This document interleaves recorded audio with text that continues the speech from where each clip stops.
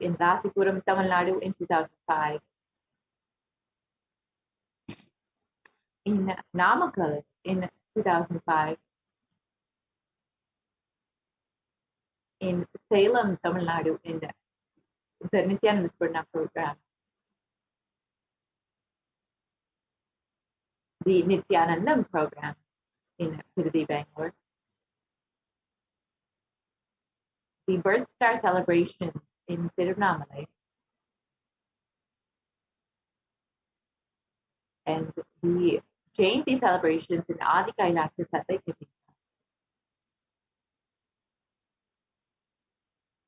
The Jayanti celebrations in Tiruvannamalai, the Nithyananda Spurana program in Chennai. And in all of these photos, you can not only see the large number of people in attendance, the Adi Kailasa Sarvajñapita during the Guru Purnima celebration, but you can also see the people from various backgrounds, various ages, various cultures who are in attendance during these programs, the Bhakti Spurana program, whether, no matter their age, no matter their background, no matter their religion, so many people were blessed into this science of enlightenment. The Dhyana Spurana program were enriched by the Supreme Consciousness. The Little Anandas program, which was specifically geared towards the youth. The Saptayagam, which was conducted in Salem in 2006. This was a series of homas, which we will see in the next photos, conducted by the Supreme Pontiff of Hinduism, where the Supreme Pontiff of Hinduism not only conducted the homa himself, but guided 1,008 other participants into the homa as well. This was a huge happening and has brought so much of good and blessings to the planet Earth. You can see the Supreme Pontiff blessing people. The Nithyananda Spurana program in Adi Kailasa Sarvajñapita. The Nithyananda Spurana program again in Salem.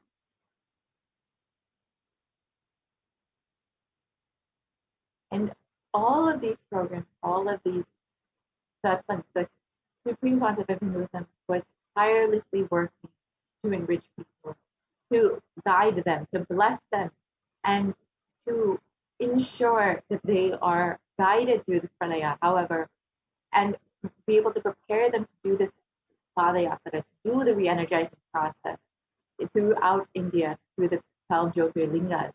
However, the anti-Hindu elements have made it nearly impossible for the Supreme Pontiff of Hinduism to do the re-energizing process by driving him out of India.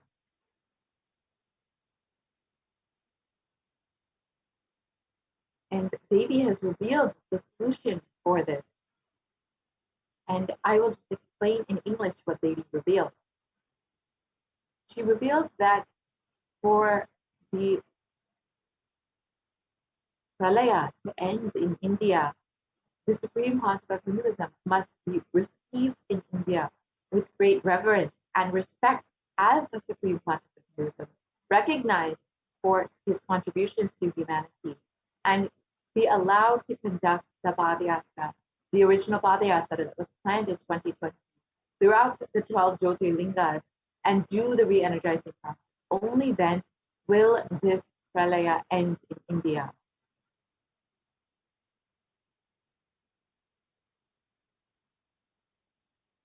And as we look around, we see so much of suffering and destruction in our world today. And we see what the great rishis of the Vedic civilization had forewarned as this Kali Yuga. And Kali Yuga was considered to be the worst of the 4 yugas, where man was his own worst enemy. And this was declared in the Purva Purana by sage Vyasa.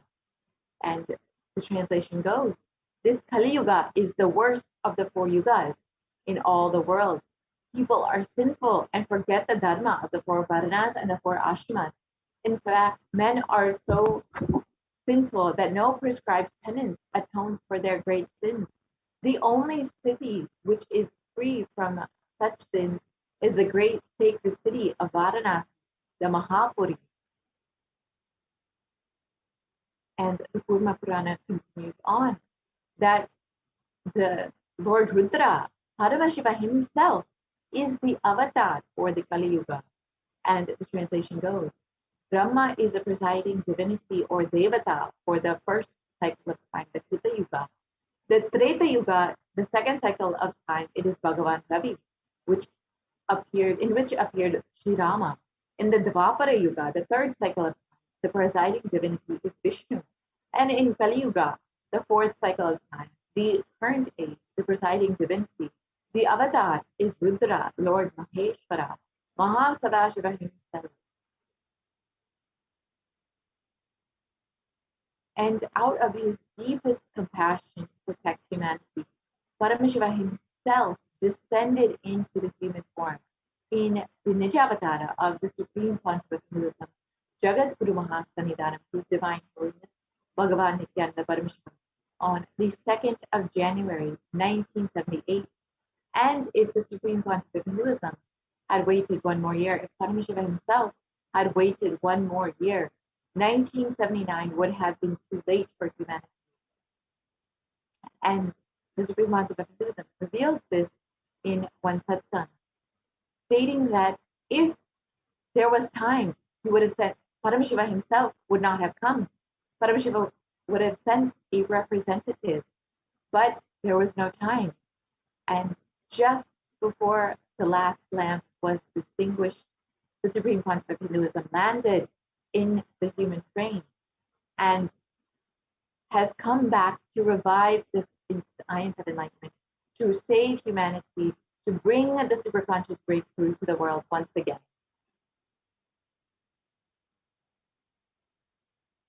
And the avatar's advent onto planet Earth was to protect the world from this great cosmic deluge, to bring the new age, the Satya Yuga.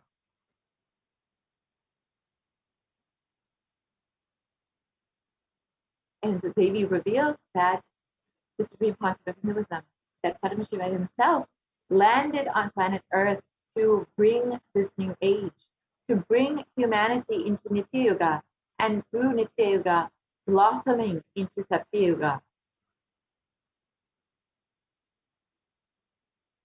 Let us listen to the translation of Devi Parashakti's revelation.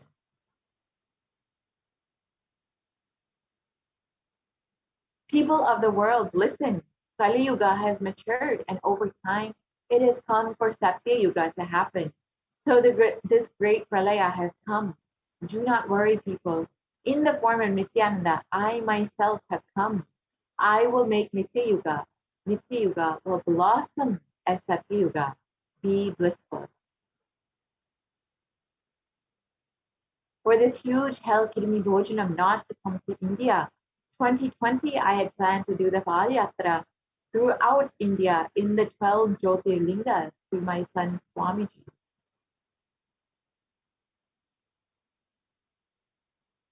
And to prepare for this, the avatar began the Padayatra at the mere age of 10. And the Supreme Pontiff began enriching people one person at a time, to share the sacred truths from the scriptures and to bring the secrets of higher living to humanity.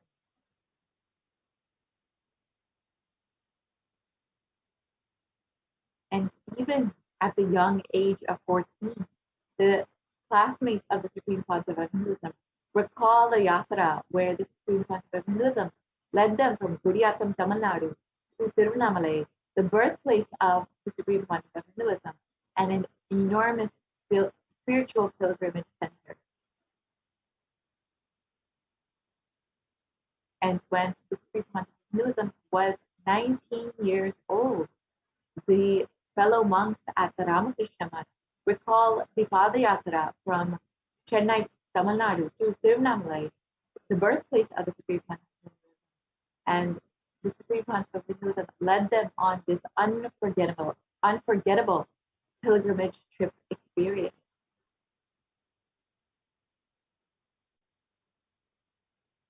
And the Supreme Conscious of Hinduism continued walking the length and breadth of India, searching more and more, enriching more and more people, and preparing each one until the Supreme Conscious of Hinduism founded the international mission, the Nithyananda Sangha, to revive Kailasa internationally on the 31st of December 1999.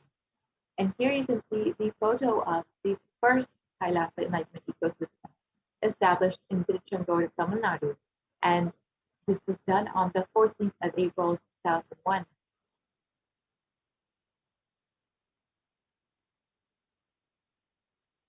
And in 2008, the Avatar continued his Vijayatra all over the world to enrich people from various backgrounds.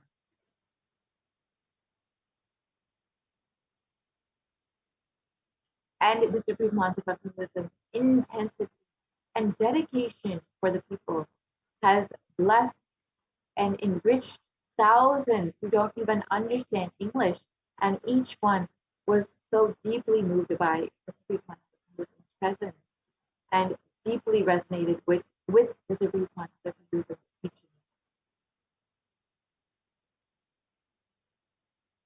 And in 2004, the Avatar led his disciples on the first Himalayan Yatra, visiting temples, delivering Satsang, and initiating them into the super conscious breakthrough.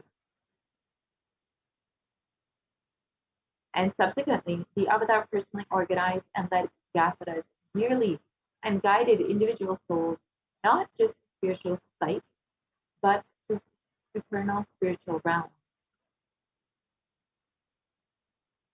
And the Padayatras were taken to the next level with the Kodikan Padayatra, where crores participated and were impacted by the Nithyanandeshwara and Nithyanandeshwari deities who traveled from city to city, continuously blessing people.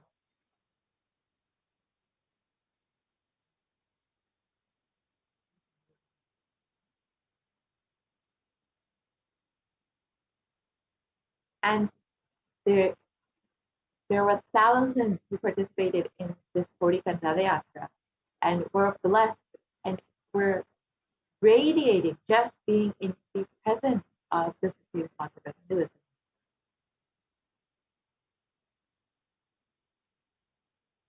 And the Kodikan Yatra culminated in the consecration and inauguration of the Garbha Mandir, the Sanctum Sanctorum of the Nithyanandeshwara Paramashivam, Nithyanandeshwari Parashakti, and the Swayambhulinga at the Adi Kailasa Sarvajñapita in South India. And these deities were energized as Akchavataras to radiate the energy of Paramashiva and Parashakti to create Adi Kailasa Sarvajñapita as a ship to save humanity from this upcoming pralaya. And the Supreme Pontiff of Hinduism has created innumerable spiritual energy centers in India as safe havens to protect people during this pralaya. And here are just three: the Kailasa in Tiruchendur, the Adi Kailasa Sarvajñapita in Bangalore, and the Kailasa in Hyderabad. And in 2008, the Avatar created and energized the Nithyananda Vajraserver, the Ananda Lingam, which would protect anyone who bathed in its waters from the deadly COVID-19 disease.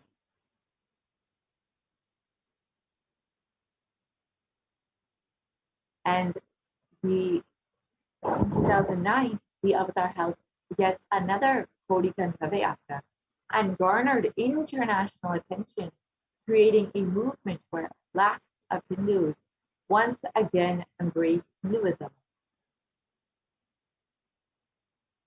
And wherever the Avatar's feet have graced the planet Earth, there the seeds of superconsciousness have been sown. And the Avatar, the Pontiff of Hinduism, has created thousands of Kailasa enlightenment ecosystems all over the world, enriching over 1 billion people worldwide. And just a few of the Kailasa enlightenment ecosystems we will be seeing in the next several photos. The Kailasa and Erode, which was the Adi Nithyananda Pita established by the Supreme Court of Hinduism. We'll just quickly run through the photos of the Sarveti Pitas established by the Supreme Court of Hinduism. The Adi Kailasa Sarveti Pita in Bangalore, the Kailasa in Tiruvannamalai, the Kailasa in Columbus, Ohio, the Kailasa in Los Angeles, the Kailasa in San Jose, the Kailasa in Seattle, the Kailasa in Houston, Texas, the Kailasa in North Carolina, Charlotte, the Kailasa in New York, the Kailasa in Washington, D.C., the Kailasa in Toronto, the Kailasa in Oklahoma City, Oklahoma, the Kailasa in Phoenix, Arizona, the Kailasa in St. Louis, Missouri, the Kailasa in Oman, the Kailasa in Dubai, the Kailasa in London, UK, the Kailasa in Scotland, UK, the Kailasa in Netherlands, the Kailasa in Slovakia, the Kailasa in Belgium, the Kailasa in Luxembourg, the Kailasa in Austria, the Kailasa in Germany, the Kailasa in Italy, the Kailasa in France, the Kailasa in Switzerland, the Kailasa in Mauritius, the Kailasa in South Africa, the Kailasa in Salem, which was established in 2006 personally by the Supreme Court of Hinduism, the Kailasa in Salem again, the Kailasa in Hosur, the Kailasa in Patnam, the Kailasa in Varanasi, the Kailasa in Rajapalayam, the Kailasa in Hyderabad, the Kailasa in Kerala, the Kailasa in Gujarat, the Yogi Nithyananda Pita, the Kailasa in Tiruvannamalai, the Kailasa in Alankulam, the Kailasa in Tambaram, Chennai, the Kailasa in Avadi, Chennai, and more photos of Kailasa in Chennai, and the Kailasa in Melbourne, Australia, the Kailasa in New Zealand,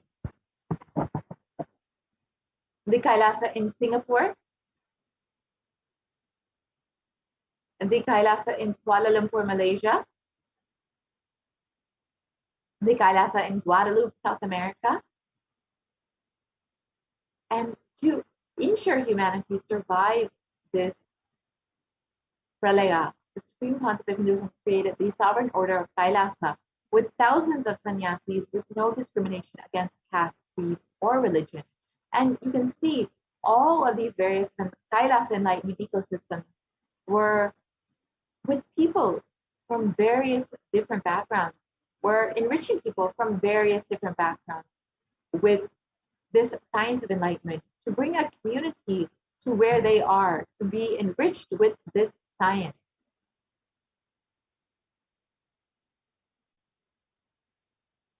And the Supreme Pontiff of Hinduism initiated thousands into Nithyananda spiritual healing, and they are still actively healing millions all over the world.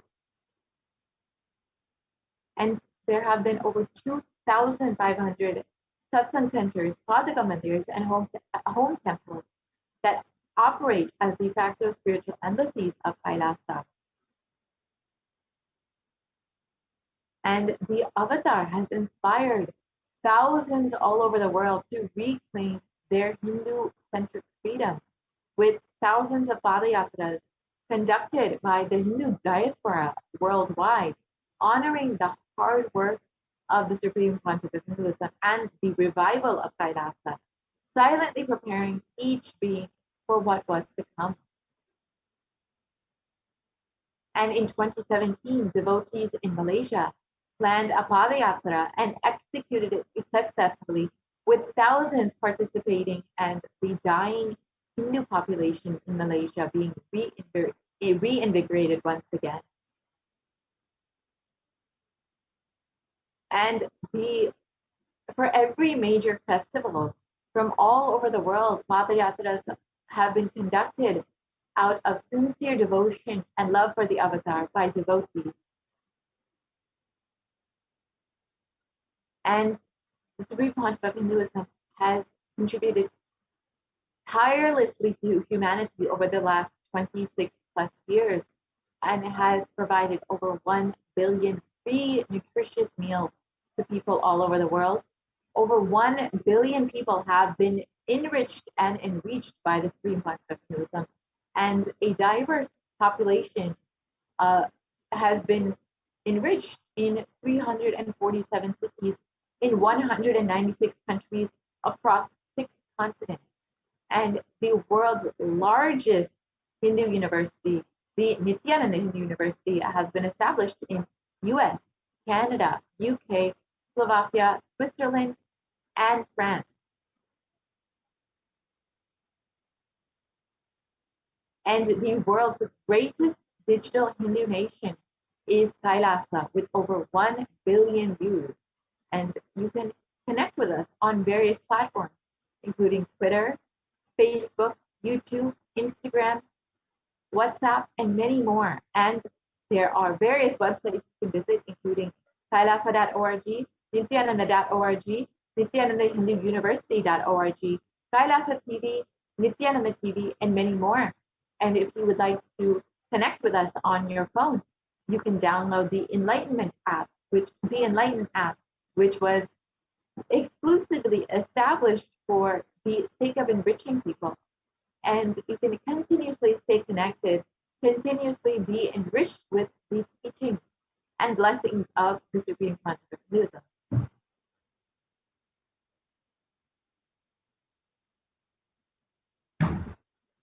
And here you can see the various cities all over the world where e-citizens have established communities successfully and are being enriched by this enlightenment ecosystem worldwide.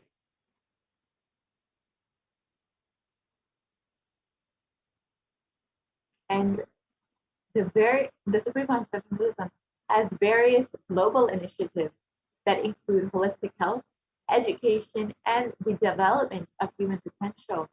And the Supreme Pontiff of Hinduism has been continuously sharing the practical application of Hinduism, Sanatana Hindu Dharma, and its science of enlightenment, through which the world has had various breakthroughs. And the Supreme Pontiff of Hinduism and Kailasa have provided services through foreign aid using the United Nations has over 108 humanitarian charitable initiatives for helping people worldwide, and it is spearheaded by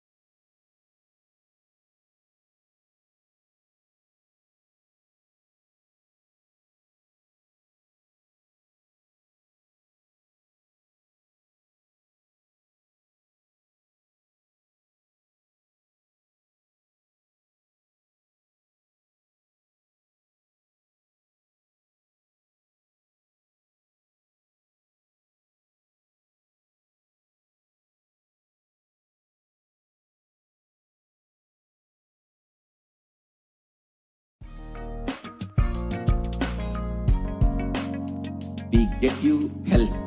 We get you ability to build beautiful relationships in your life. We get you direct spiritual support, and we make sure you become wealthy.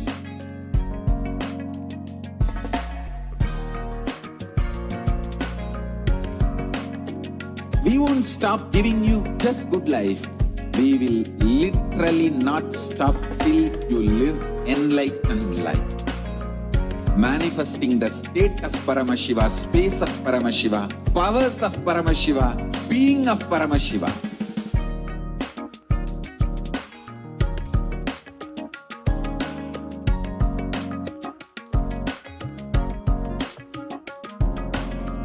Whole world should become Kailasians. I want the whole world to know Hindus have something great to contribute to the world.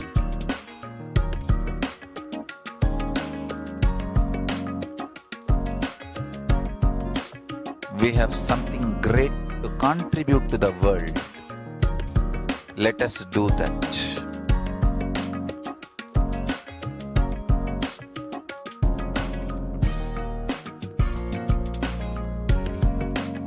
Kailasa is proper customized spiritual service helping you to identify your root patterns of suffering. We have perfected the science of helping every individual from every cultural, religious, nationality background.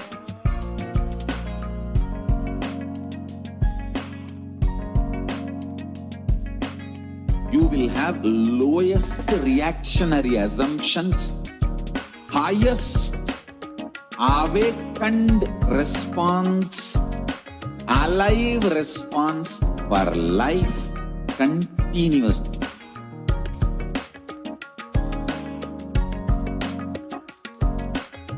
Kailasa is enlightenment ecosystem, literally enlightenment itself in your own home, wherever you are.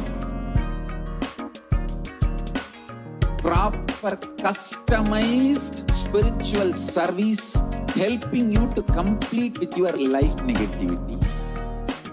Withdrawal from life, self-hatred, self-denial, self-doubt, so much of tiredness, laziness. We can support you aligning your diet, your attitude, your aptitude, your understanding about life. We can help you with everything.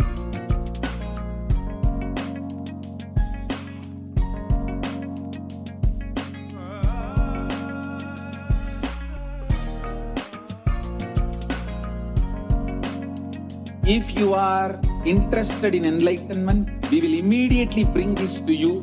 If you are not interested, we will explain the whole science, inspire you and make you interested in enlightenment science.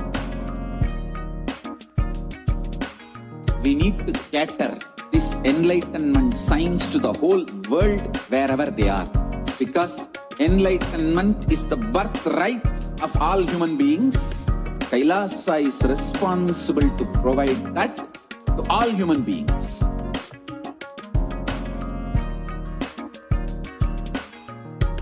Kailasa is the totality of the knowledge I received from my gurus and practice manifested in my life, perfected by teaching millions of people from all cultures, time zones, backgrounds, genders, nationality, race, from every creed.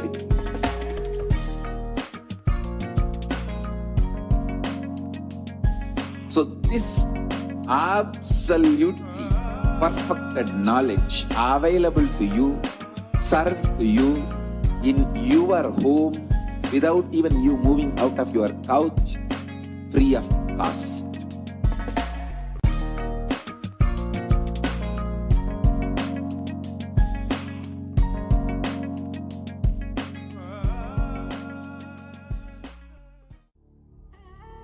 What I mean by the word Kailasa, listen intensely.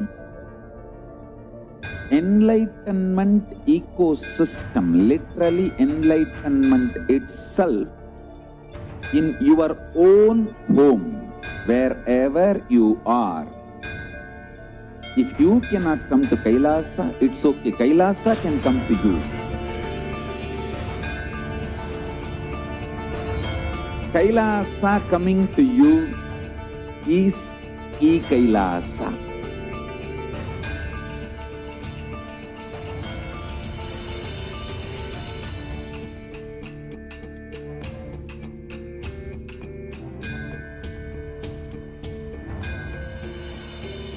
I will revive Hinduism. I am a Hindu revivalist, not by any revolution, but by evolution.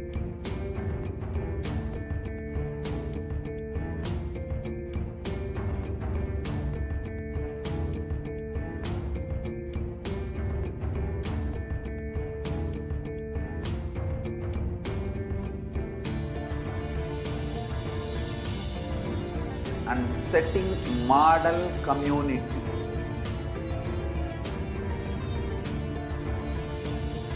Kailasa, enlightenment ecosystems, Sarvanya Pitas all over the world.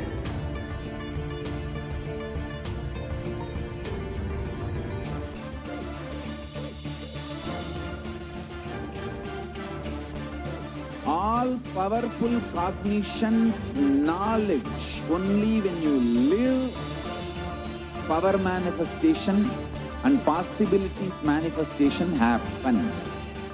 It's a fundamental truth.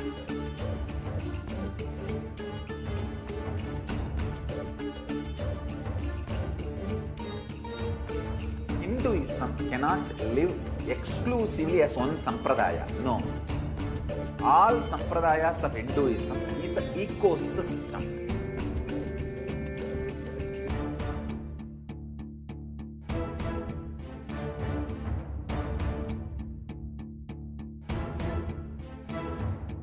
So don't keep quiet thinking that if one sampradaya is attacked, only that sampradaya is going to be affected. All of us are ecosystem.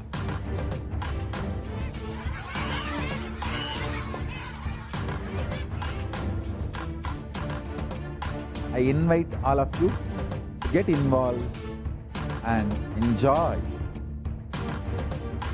Hinduism by the principle of Dharmo Rakshati Rakshitaha. When you protect Dharma, Dharma protects you. We will make the whole planet flourish spiritually. The spiritual prosperity will happen to the whole planet. We all have to coexist together.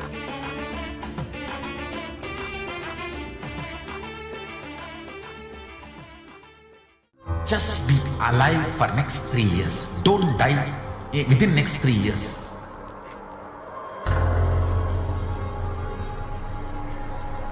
Just don't die within next 3 years. Be alive. Somehow be alive. I'm working sincerely. I will reach you somehow. Somehow I will reach you.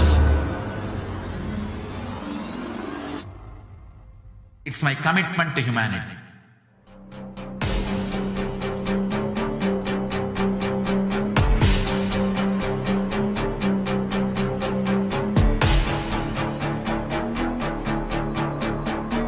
Just don't die within the next 3 years. I will reach you wherever you are, whichever corner of the world you may be. I will reach you with enlightenment. You manifesting the space, state, powers, being Paramashivoham.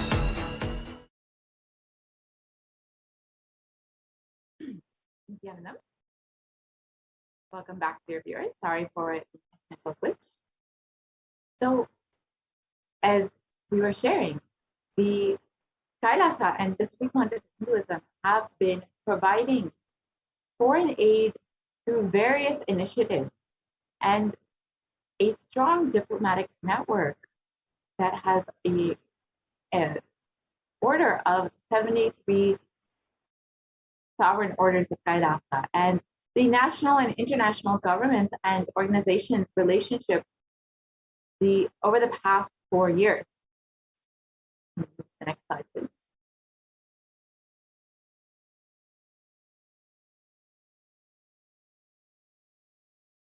And here are the various initiatives that Kailasa has been enriching people with all over the world. The global, which includes Global Peace Initiative, Education and Children Initiative, Equality Initiative, and Food and Environmental Initiative.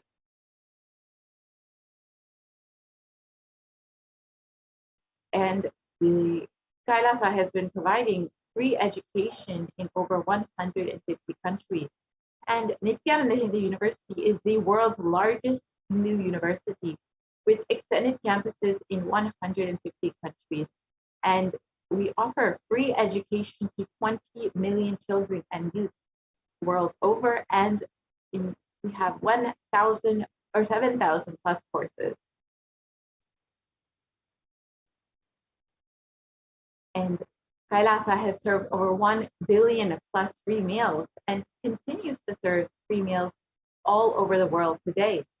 With the vision of No Hungry Home, this initiative has multiple services, including Annadan, organic agriculture, and many more. And we have offered over 1 billion free meals all over the world.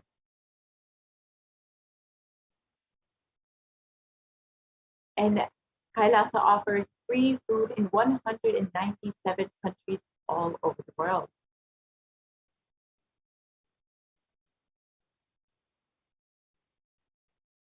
And Kailasa has made available free medical services to millions of people all over the world.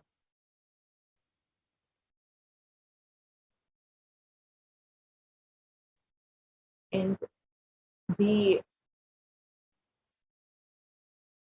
contribution of yoga from the Supreme Pontiff of Hinduism and Kailasa has been immense, with over 1,000 plus scriptural references mapped for yogic techniques such as asanas, dharana, kriya, pranayama, and many more, and 2 Guinness Book of World Records and 6,000 plus hours of courses on yoga and detoxification and health from the Supreme Hinduism.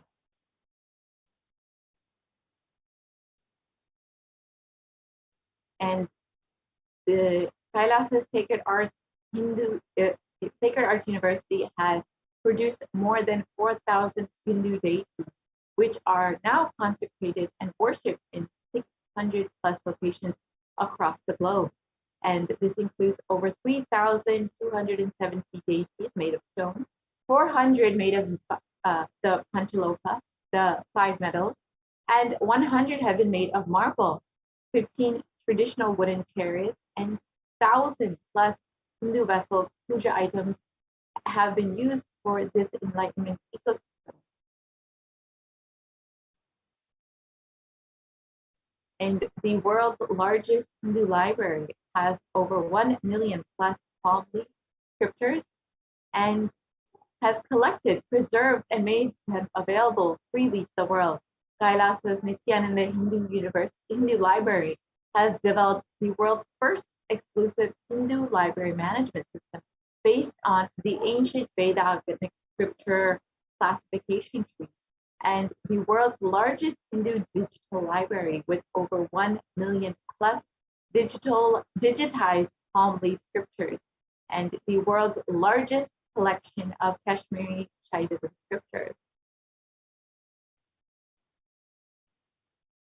With the Supreme Pontiff of Hinduism's sincere hard work and devotion over the past 26 years, millions of people have been inspired, one person at a time, and have been prepared to stand together to protect humanity.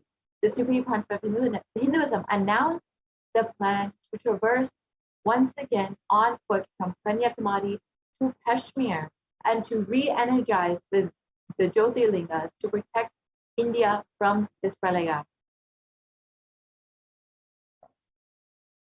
And in 2018, to begin the re-energizing process of the 12 Jyotirlingas, the avatar began visiting temples in earnest to start the intense spiritual process. While the avatar was working hard to protect India from the great destruction, the anti-Hindu militant forces tried their best to halt the avatar's mission since the beginning, since the year 2001 itself. After years of pouring energy into the making of the only ship that could save humanity, the captain himself was driven out of the ship.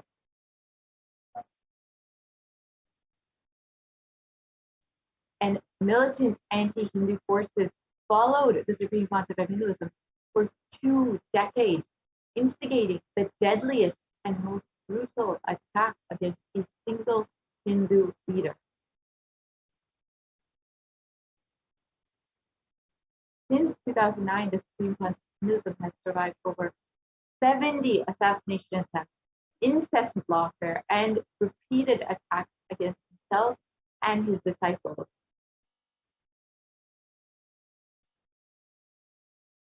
With the media entirely owned by the anti-Hindu nexus, there was never a chance for the truth to come out.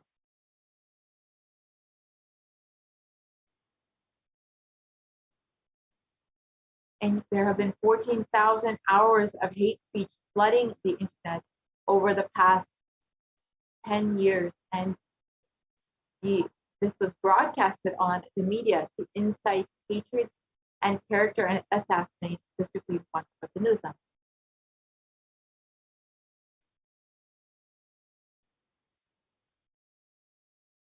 And the fabricated false cases were filed against the Supreme Pontiff of Hinduism to meekly justify the illegal arrest and to execute the state-sponsored plan to eliminate the Supreme Pontiff of Hinduism. In 2018, the avatar was forced to leave India after a nearly fatal assassination attempt.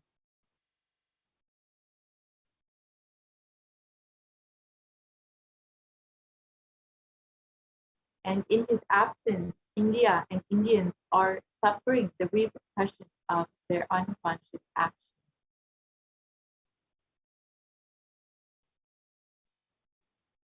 In the Puranic age, the whole kingdom of Ayodhya suffered with economic meltdown, death of cattle and crops, and the inconsolable depression when Lord Rama left for the 14-year exile. And in the same way, the economy began falling 2 months after the avatar left India. And today, India faces the most brutal effects of the pandemic with no end in sight.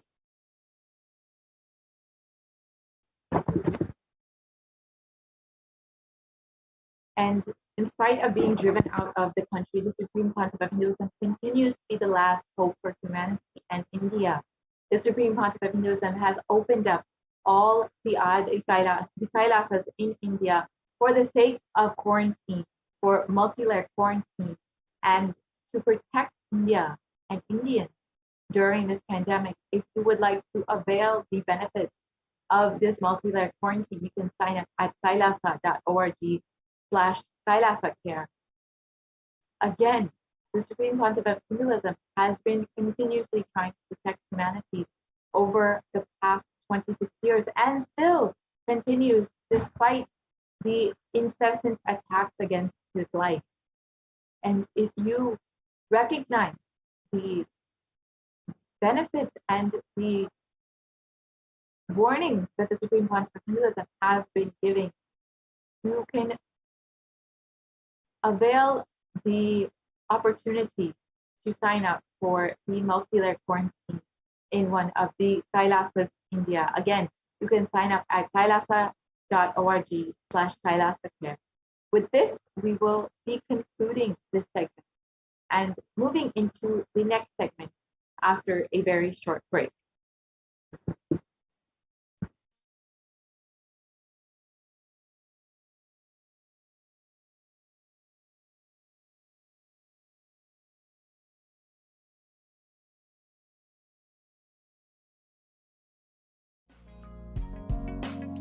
We get you health. We get you ability to build beautiful relationships in your life. We get you direct spiritual support, and we make sure you become wealthy.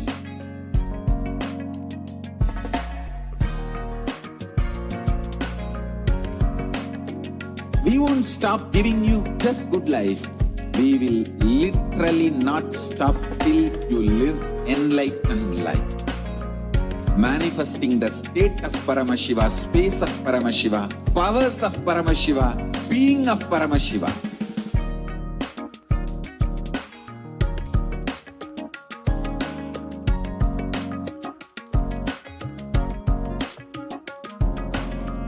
Whole world should become Kailasians. I want the whole world to know Hindus have something great to contribute to the world.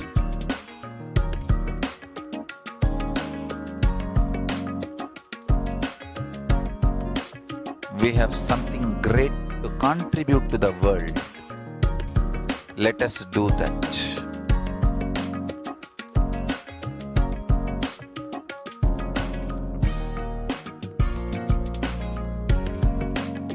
Kailasa is proper customized spiritual service helping you to identify your root patterns of suffering. We have perfected the science of helping every individual from every cultural, religious, nationality background.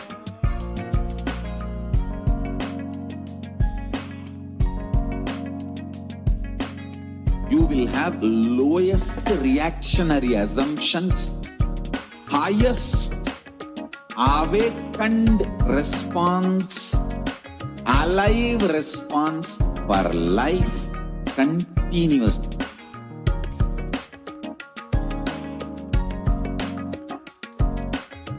Kailasa is enlightenment ecosystem, literally enlightenment itself in your own home, wherever you are. Proper customized spiritual service helping you to complete with your life negativity, withdrawal from life, self-hatred, self-denial, self-doubt, so much of tiredness, laziness. We can support you aligning your diet, your attitude, your aptitude, your understanding about life. We can help you with everything.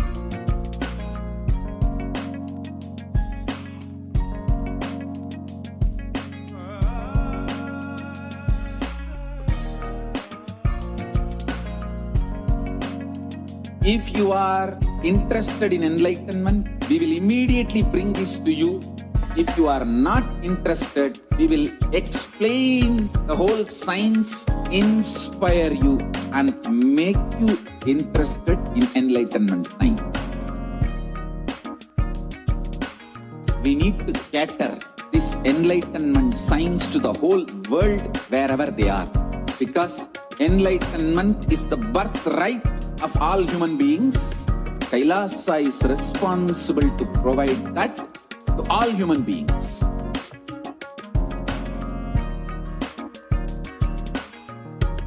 Kailasa is the totality of the knowledge I received from my gurus and practice manifested in my life, perfected by teaching millions of people from all cultures, time zones, backgrounds, genders, nationality, race, every creed.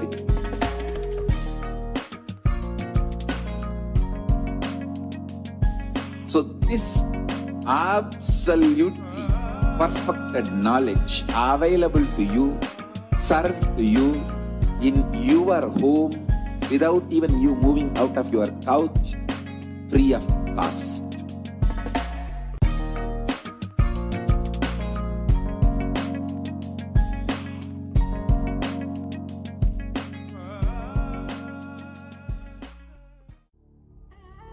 What I mean by the word Kailasa, listen intensely.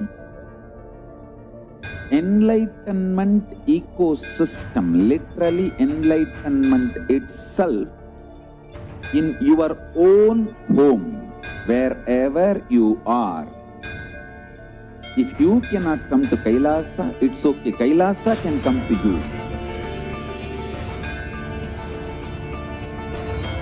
Kailasa coming to you is Kailasa.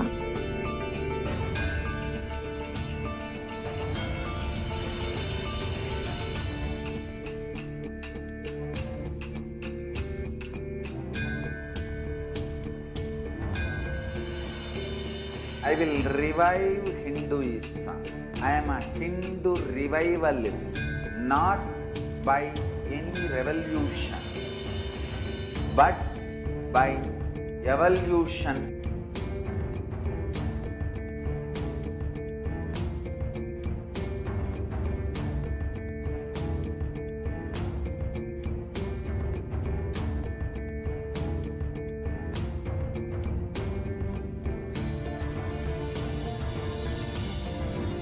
And setting model community.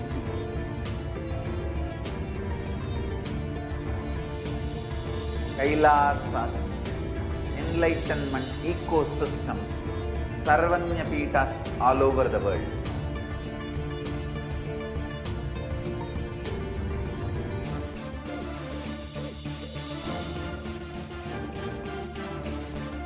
All powerful cognition, knowledge, only when you live, power manifestation and possibilities manifestation happens.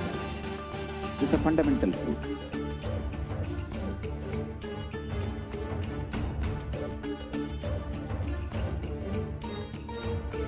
Hinduism cannot live exclusively as one sampradaya. No. All sampradayas of Hinduism is an ecosystem.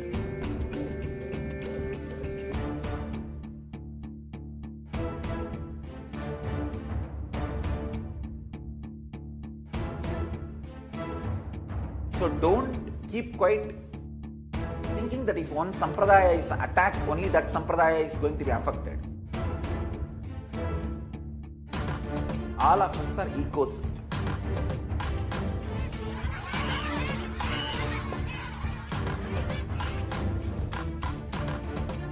I invite all of you to get involved and enjoy Hinduism by the principle of Dharmo Rakshati Rakshitaha. When you protect Dharma, Dharma protects you.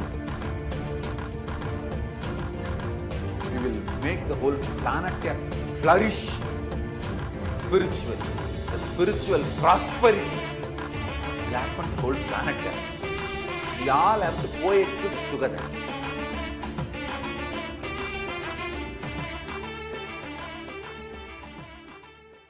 Just be alive for next 3 years. Don't die within next 3 years.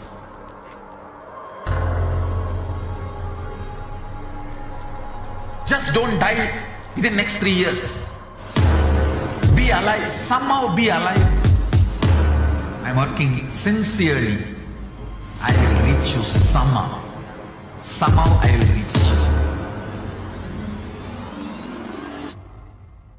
It's my commitment to humanity.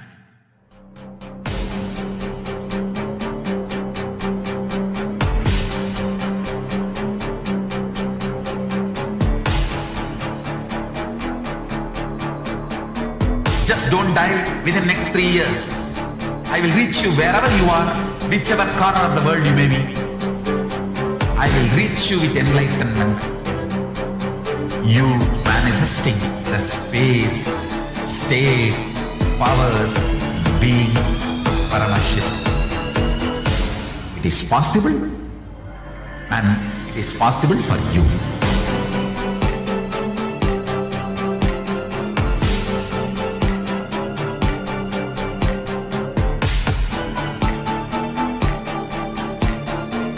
Paramashivoham will reach you with enlightenment science. I know he is going to do the job. Just be alive for next 3 years. Nothing else.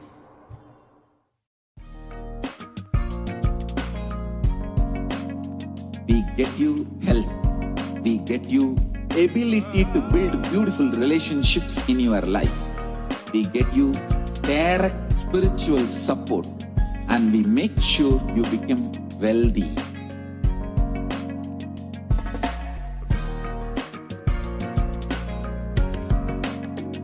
We won't stop giving you just good life.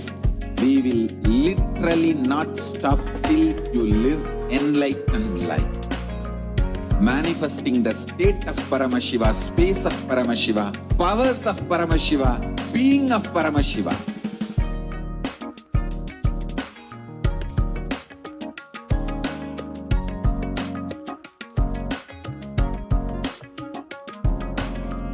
Whole world should become Kailasians. I want the whole world to know Hindus have something great to contribute to the world.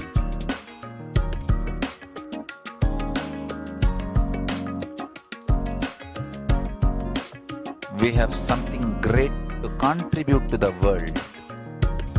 Let us do that.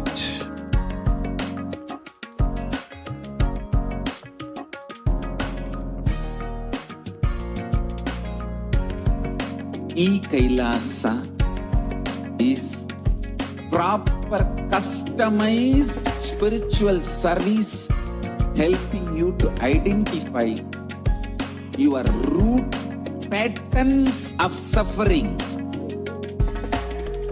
We have perfected the science of helping every individual from every cultural, religious, nationality background.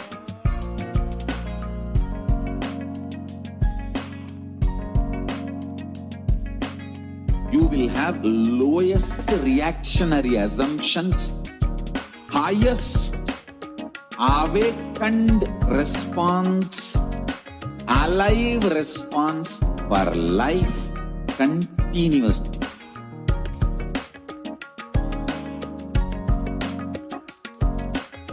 Kailasa is enlightenment ecosystem, literally enlightenment itself in your own home, wherever you are. Proper customized spiritual service helping you to complete with your life negativity. Withdrawal from life, self-hatred, self-denial, self-doubt, so much of tiredness, laziness.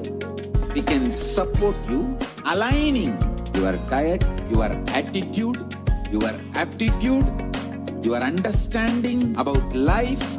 We can help you with everything.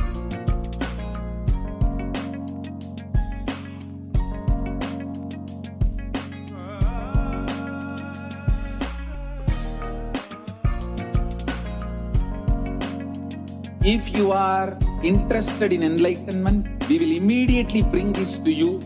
If you are not interested, we will explain the whole science, inspire you, and make you interested in enlightenment time. We need to cater this enlightenment science to the whole world wherever they are, because enlightenment is the birthright of all human beings.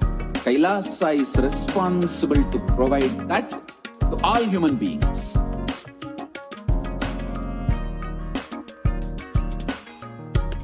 Kailasa is the totality of the knowledge I received from my gurus and practice manifested in my life, perfected by teaching millions of people from all cultures, time zones, backgrounds, genders, nationality, race, from every creed.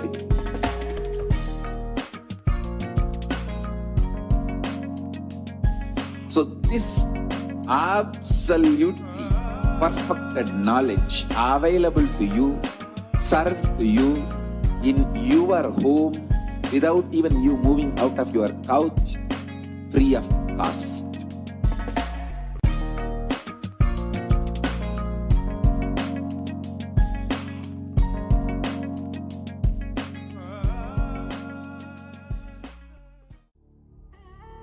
What I mean by the word Kailasa, listen intensely.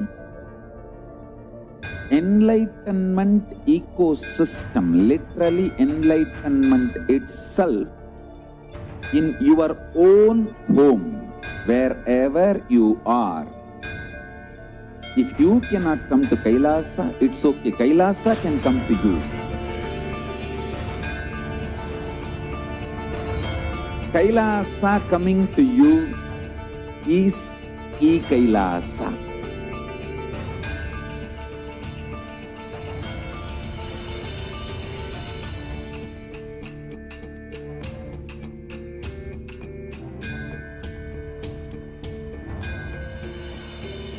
I will revive Hinduism. I am a Hindu revivalist, not by any revolution, but by evolution.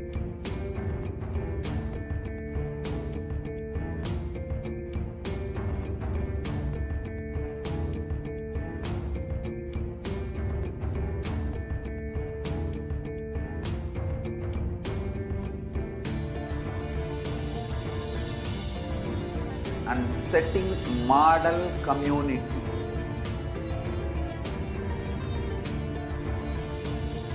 Kailasa, enlightenment ecosystems, Sarvanya Peethas all over the world.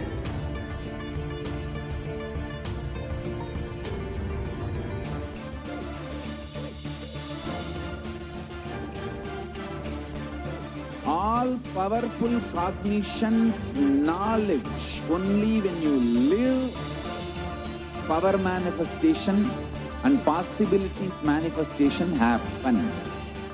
It's a fundamental truth.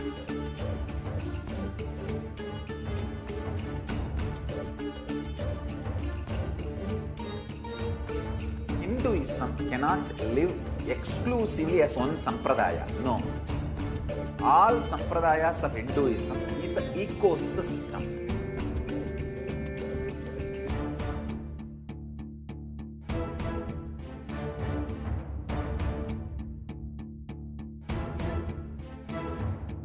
So don't keep quiet thinking that if one sampradaya is attacked, only that sampradaya is going to be affected.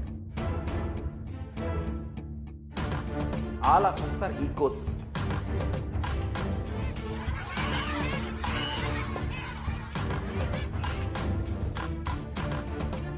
I invite all of you to get involved and enjoy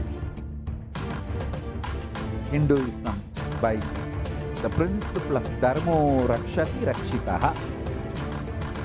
When you protect Dharma, Dharma protects you. We will make the whole planet flourish spiritually. The spiritual prosperity will happen to the whole planet. We all have to coexist together.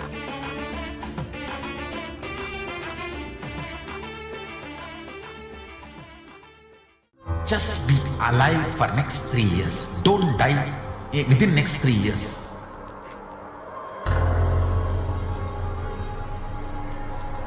Just don't die within next 3 years. Be alive. Somehow be alive. I'm working sincerely. I will reach you somehow. somehow I will reach you. It's my commitment to humanity.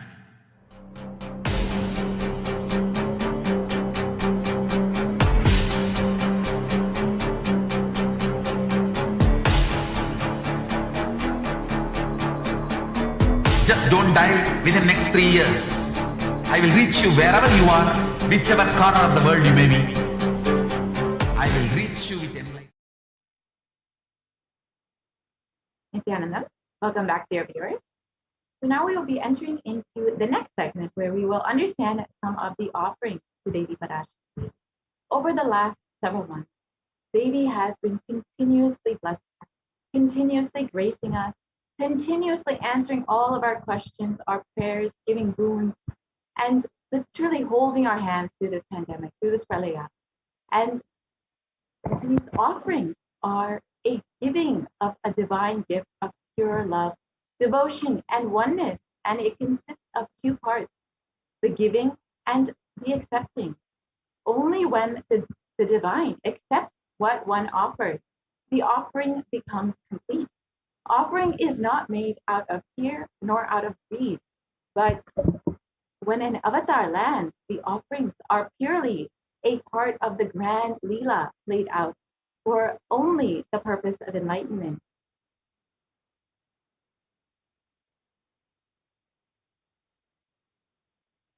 So as we enter into this next segment, let us deeply decide to connect with Devi and decide to receive her blessing and offer our love and gratitude.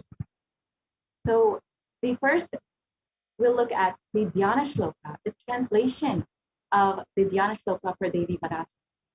Moon-like face holding the Vedas on one hand, fire in eyes with lotus flower, gracing and blessing hands, and one hand with the Japamala, beautifully decorated with jeweled ornaments in wonderful clothes and shining crown.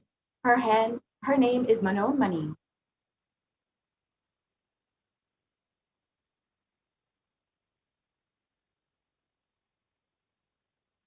And the Dhyana Shloka continues on. I meditate on Devi with 3 eyes glowing like a moon and holding the Vedas, the lotus, and gracing with blessing and gracing hands. She is wearing beautiful ornaments. She is worshipped by Brahma and other many gods and showers auspicious boons for all actions every day.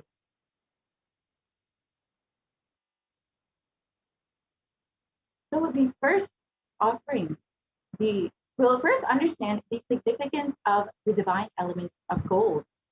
The gold is a divine element. It purifies anything it touches. It is an element of spiritual significance and great spiritual power of healing and enlightenment. The vibration of gold has the power to infuse sattva energy and positive thought currents in anyone who fears and anyone who sees or operates in its vicinity.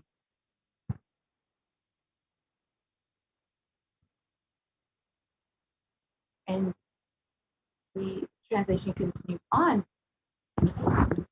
Gold is present in all of our scriptures, the Agamas, the Vedas, the Shrutis, the Smritis, the Itihasas, and Puranas. In all the Hindu scriptures, it is abundantly displayed that gold is the most auspicious and purest metal, which purifies our being. In the Hindu civilization, everything was built on gold, exchanged in gold. Ritual fees were offered in gold bricks. When one was to be saved from life-threatening illnesses, gold was offered as a ritual fee. Gold was in abundance and used for weighing equivalent amounts of commodities, including cows. Kingdoms were built with huge doors of gold. The streets would have huge columns and huge archways of gold. Horses and cows were dressed in gold.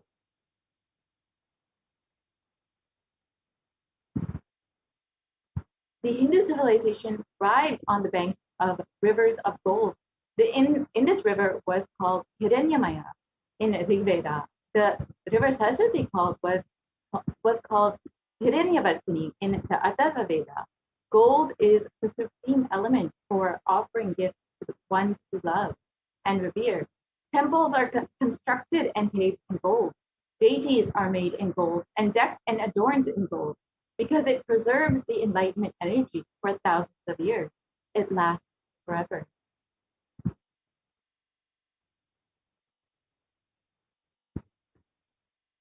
So let us look at the offering that we can make to Devi Parashakti.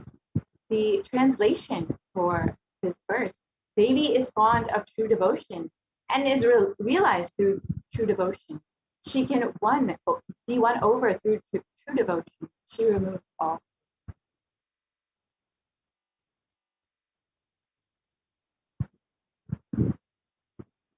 And if there is any fear in the mind of the devotee, the Devi is sure to remove that fear. It is stated that Devi likes to be worshipped in autumn. And here it is not meant the autumn of the season, but rather the autumn of our lives, when our thoughts turn more and more inward. The role of the divine is known and understood clearly. The need for Devi worship becomes stronger. And so the first offering, which is a very simple Hi Hundi offering, we can make Devi. We can directly offer on line one through the Hi Hundi offering. And yes, we can continue on to the next slide. And the Sankalpa chanting, which is just $1, the translation for this, the benefits of it. The goddess enchants this universe, and she herself gives birth to the universe. That goddess being prayed without interest in anything gives that knowledge that leads to salvation and gives wealth in materialistic sense. And this is from Devi Mahatmya.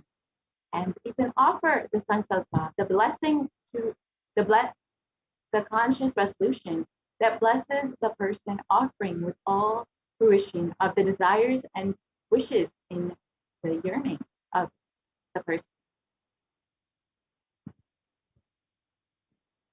And the next offering that you can make is the Sahasranama Swarna Kastu. This is the gold coin offering. And Devi is known as Nama Parayana Prita, the one who likes the repetition of her various names. And this is the offering of the 1008 names of Devi Parashakti. It is a very special and unique Archana offering to the Mahameru of Devi Parashakti. And the offering of a gold coin inscribed with each one of the 1008 names, and you can receive the blessings to have the Ananta Kalyana Gunas, all the divine qualities of Devi Parashakti herself.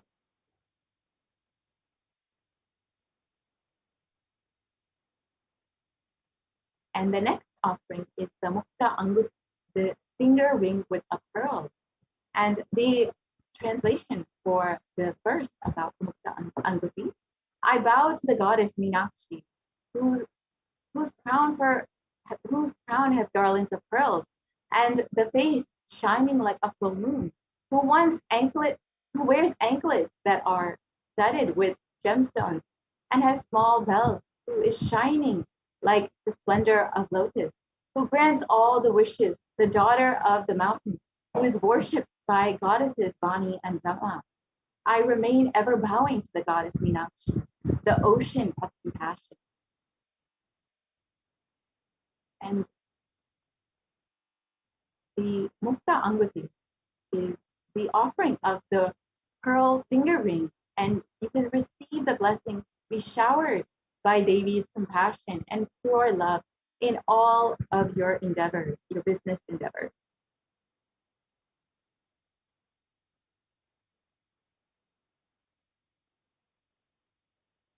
And the next offering is the Swarna Padma Pushpa, the offering of the golden lotus. And the translation of this verse is from the Kamikagama: all the kalashas should be wound around with suitable thread and covered with new cloth. They should be adorned with lotus flower made of gold.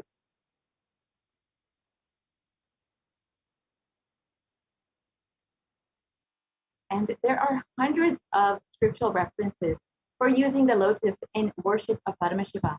Almost everything in worship of the ultimate involves the consecration of deities of worship, or meditating on, or the mudras and asanas used during worship involve the lotus flower, the lotus leaf, the lotus pericarp, and the lotus petal. The lotus is a divine flower. Shakti of Paramashiva is also called a lotus. The base of the Paramashiva linga is called a lotus. And the disciple of Paramashiva is also considered as a lotus, ready to bloom. And you can offer the lotus to in any size that you wish, and be blessed to have the state, the space, the powers and being of Devi in your inner space amid any and every adverse situation in your life.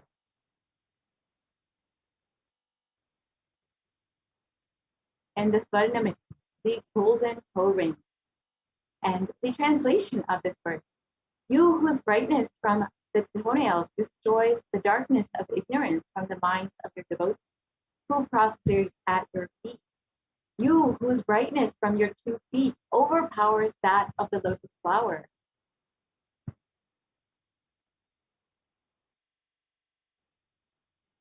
To offer the toe ring to the baby adorning her sacred feet is to be blessed with the constant gratitude for receiving her blessings, and even in the most difficult aspect of your life.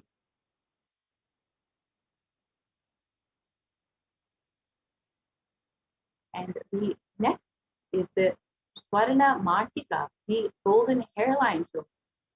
The translation for this: she who makes the nectar flow in all of our nerves from the Sahasrara, she who gives the very pleasant experience of the ultimate.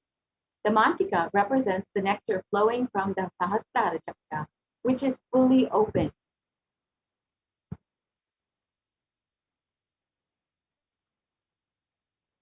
And you can offer the Mantika to Devi and receive the blessings of achieving the blissful state of overflowing gratitude and the space of complete completion.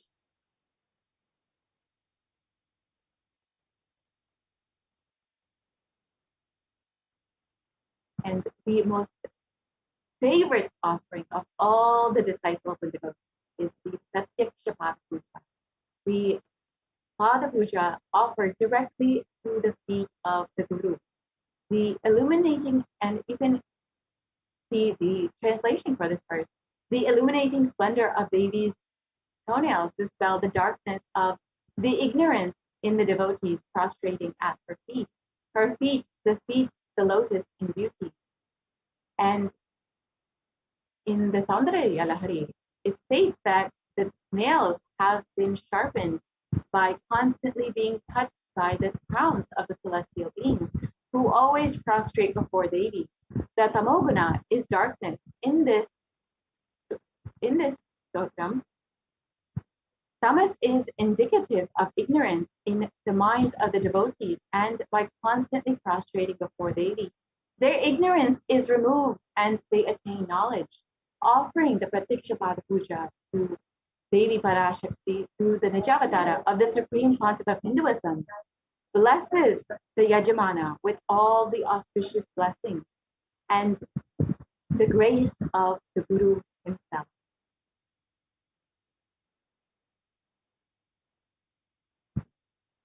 And you can offer the Vastra Seva as well, the offering of clothing. And the Vastra Seva blesses the Yajamana with all the auspicious blessings that you can receive from the Supreme Pontiff himself.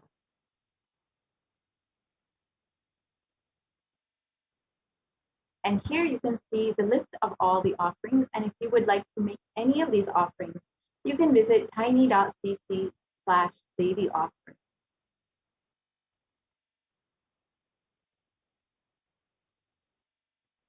And it is a very simple process. You can register for your offering, and you can fill out the registration form if you are interested, but you still need help manifesting and you would like more details. You can go ahead and fill out the registration form listed here. And if you are ready to offer directly, you can go online and go to tiny.cc/baby offering, and you can make directly the online payment. And after you make the payment, you can visit the tiny.cc/sankalpa 2020 to submit your details for the puja, for your names to be chanted during the offering.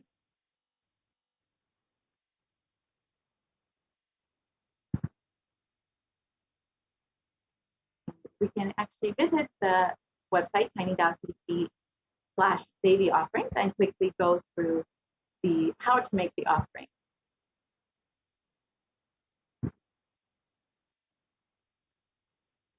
As we wait, if you are interested in asking any of your questions, want to receive the blessings of baby, you can ask any of the questions, any question on the YouTube channel or on Twitter, Facebook, Instagram, or any of the social media platforms, including WhatsApp, when Devi herself is coming live every day.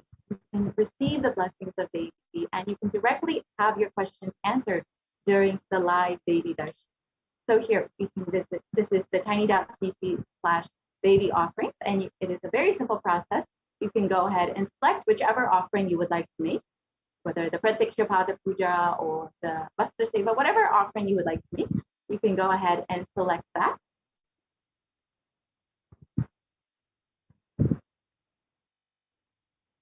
And then you can select how many offerings you would like to make, whether you want to make one for yourself and one for your family members, however you want to make, you can select that. And then you can continue on to the end. And you can go to the offering additional information if you would like to learn more.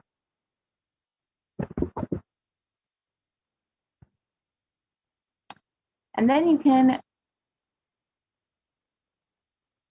continue on to the next page.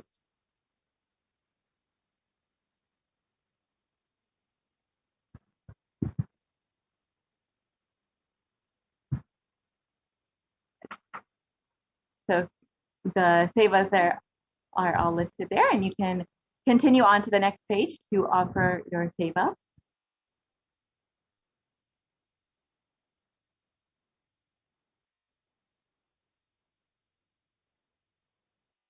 Yes, so you can choose one of the options. You can choose Pratiksha Pada Puja or whatever. If you can just choose one of the options.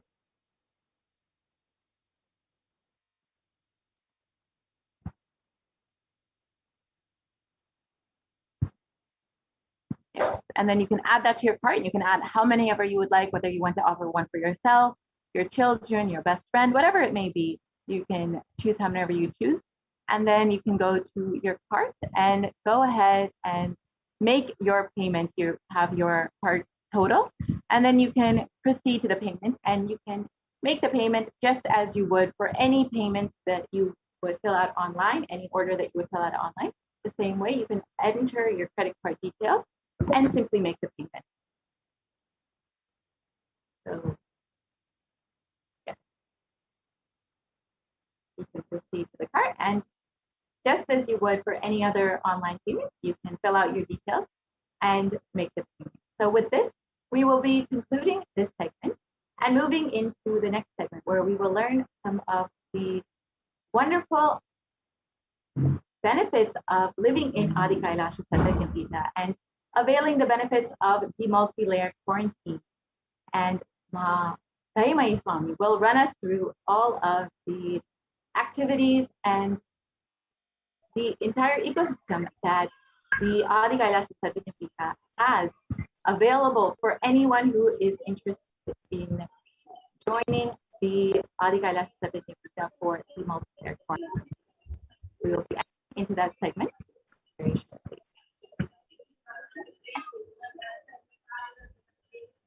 Thank you, Ma. Welcome back for this segment.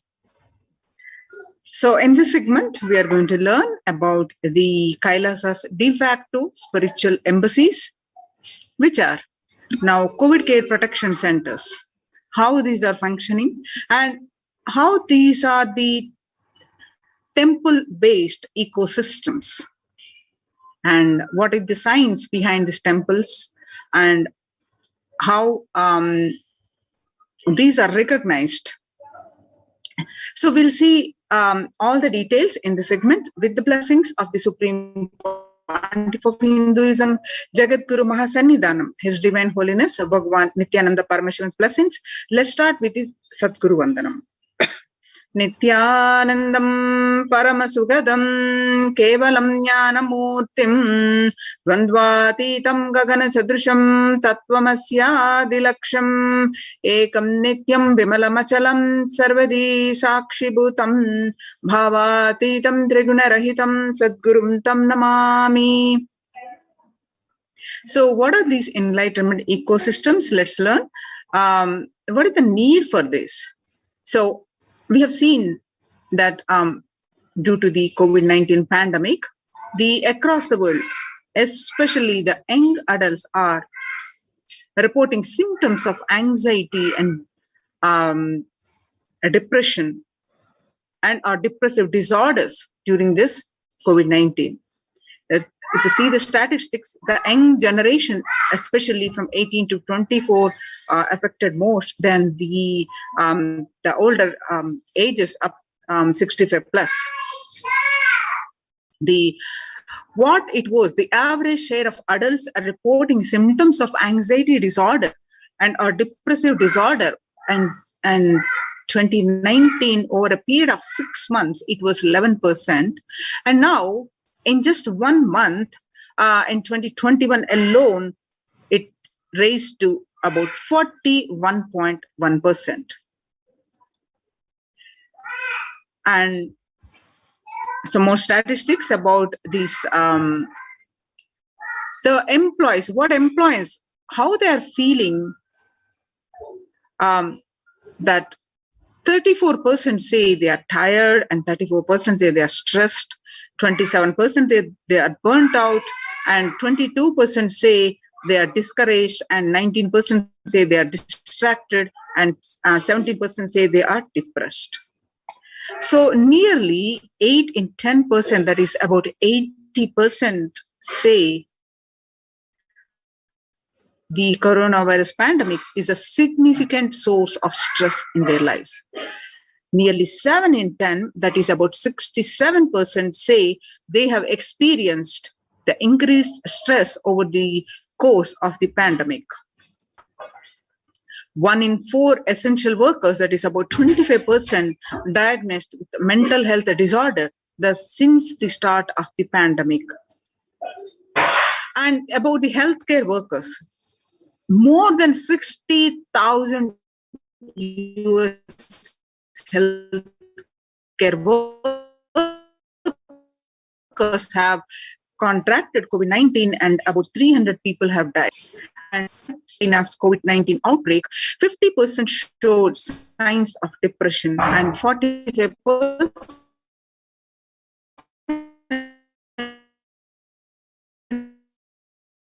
showed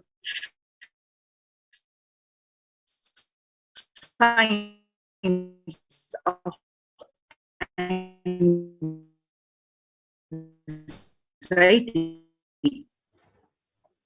Depression is COVID-19 7%, according to the Helio survey.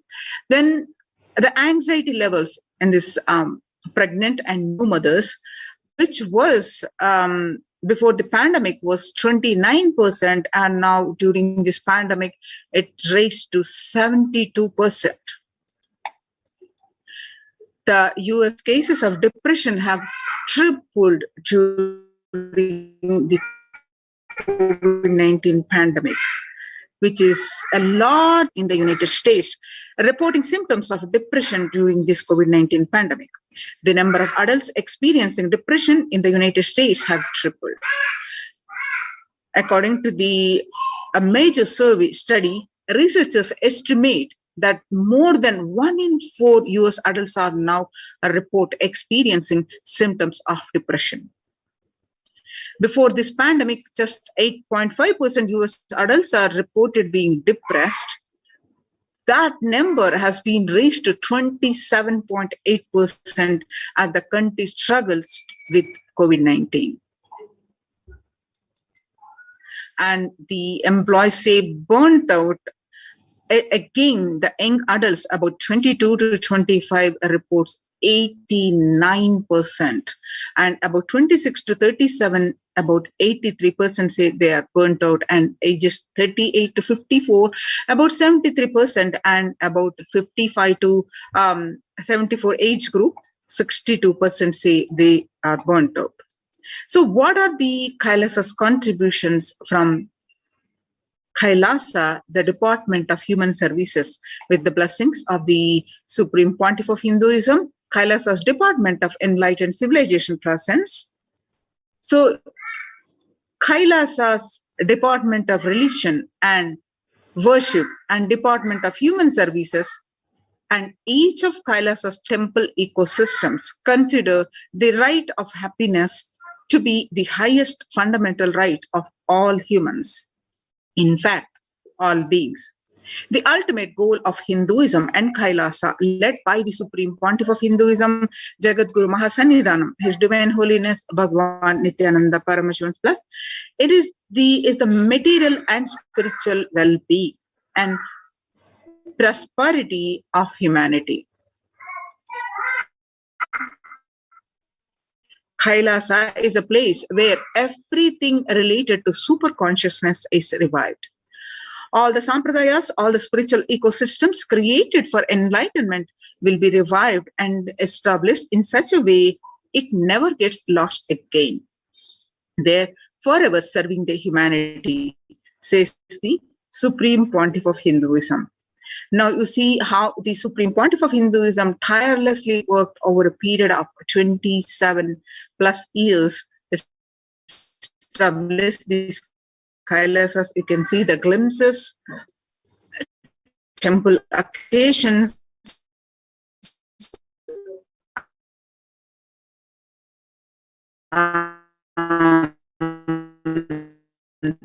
the Karaseva, across the globe.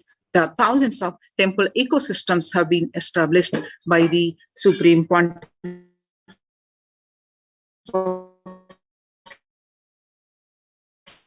Hinduism.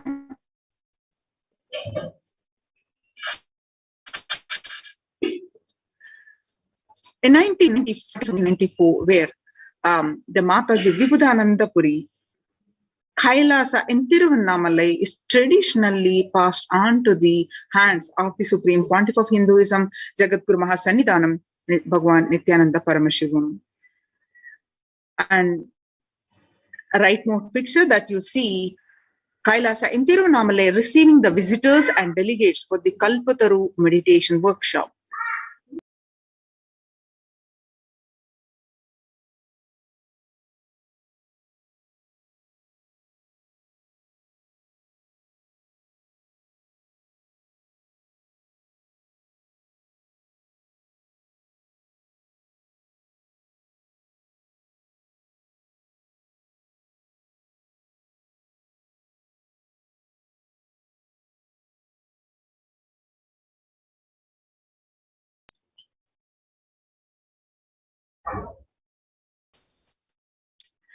You can see some more glimpses of the Supreme Pontiff of Hinduism tireless work establishing these ecosystems, not only in India, but across the world, the Western Hemisphere. In these pictures that you are seeing are from Kailasa's temple ecosystem from Los Angeles. The headquarters, the temple ecosystem, which has got 25,000 square feet temple complex, housing over 80 plus deities, and it is one of the largest Hindu ecosystems of the West. And you can see Kailasa in Columbus and the Kailasa in Washington, Seattle, San Jose, and St. Louis, Phoenix, Kailasa in Houston, and then Canada, Kailasa in Toronto, Canada. And see, now what Supreme Pontiff of Hinduism has tirelessly worked in all these ecosystems and how these ecosystems are helping one and all. Now let's understand the temple sciences. Basically, what are these temple sciences and why the Supreme Pontiff of Hinduism gave utmost importance to the temple ecosystems. So let's understand this about the basics of the temples.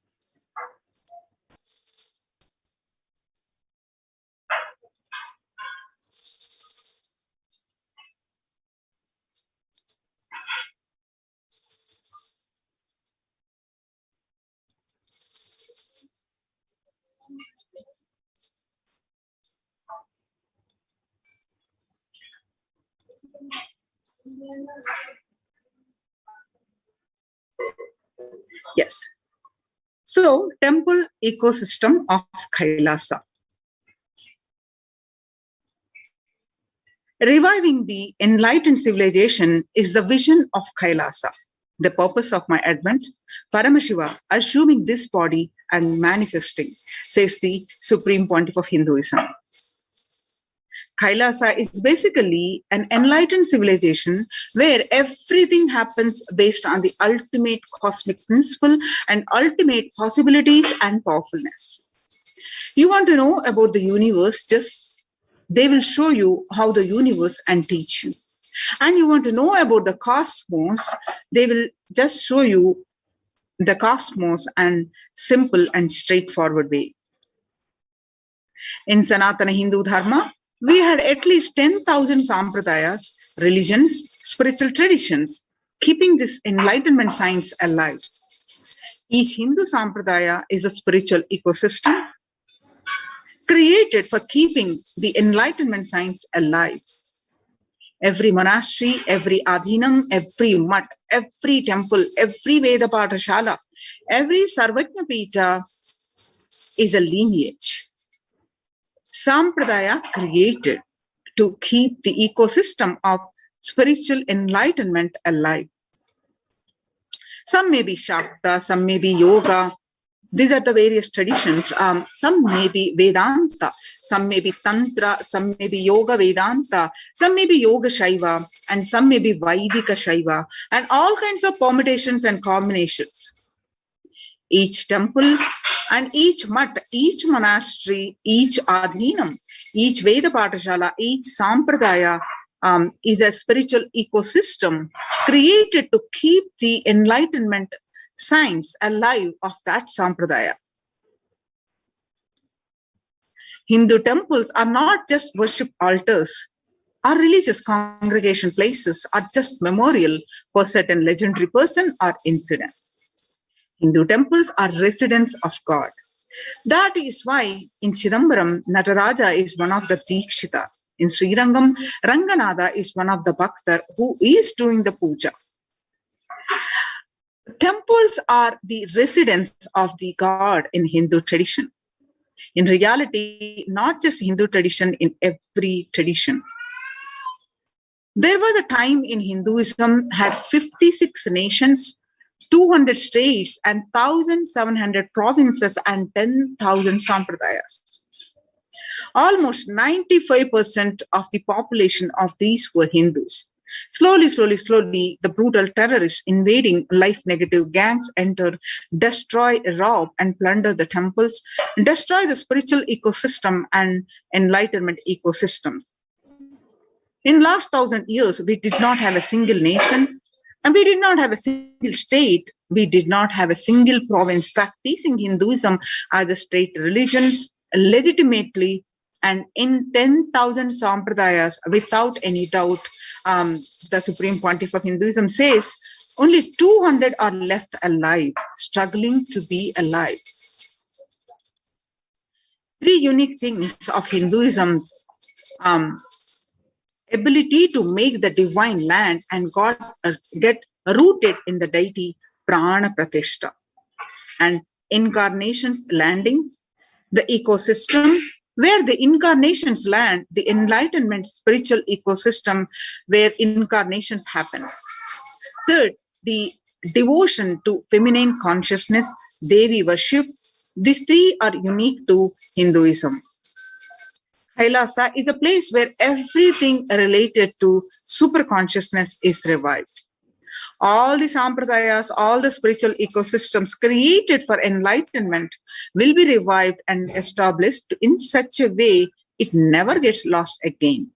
They're forever serving the humanity. The enlightenment ecosystem are the Kailas. Every monastery, temple is an ecosystem for keeping the enlightenment science alive and flourish, which can automatically make people enlightened. It is like enlightenment automatic machinery. Anybody comes in, they just get introduced, inspired, excited, energized, and made to power manifestors and enlightened and start radiating, and they start spreading. Enlightenment becomes the source for energy and excitement.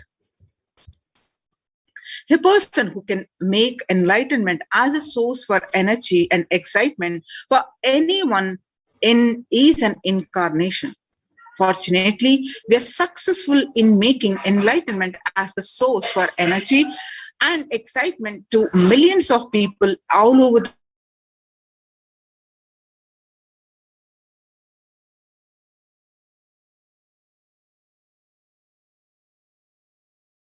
available for everyone to experience. Significantly, all the major Vedic temples built over the centuries have been consecrated by the enlightened masters. Or rather, the temple has grown around the intense energy field established by an enlightened master for the benefit of humankind. Just as the rich man leaves behind his wealth for the next generation after he leaves the body, the enlightened masters leave behind the huge energy that they bring with them in the form of temples. For instance, the 4 main Shankara Pitams were established by the 8th century master Adi Shankara, the Chidambaram temple by Patanjali, the Palani temple by the Siddha Bhogar, the Arunachaleshwara temple by the Saint Idakkada, Tirupati by Konganavar, and Tanjore by Kuruvarar. The powerful spiritual traditions present in these places are so palpable that even the most casual visitor can feel its effect in the form of peace.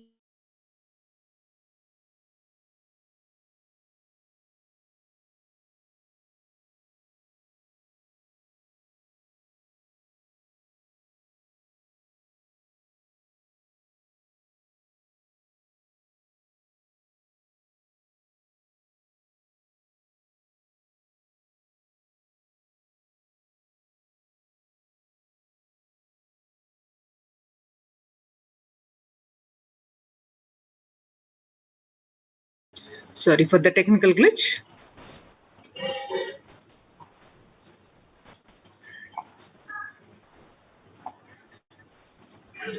So, when maintained properly using the subtle powers of mantras, rituals, and meditation, temples can hold and radiate this precious energy for thousands of years.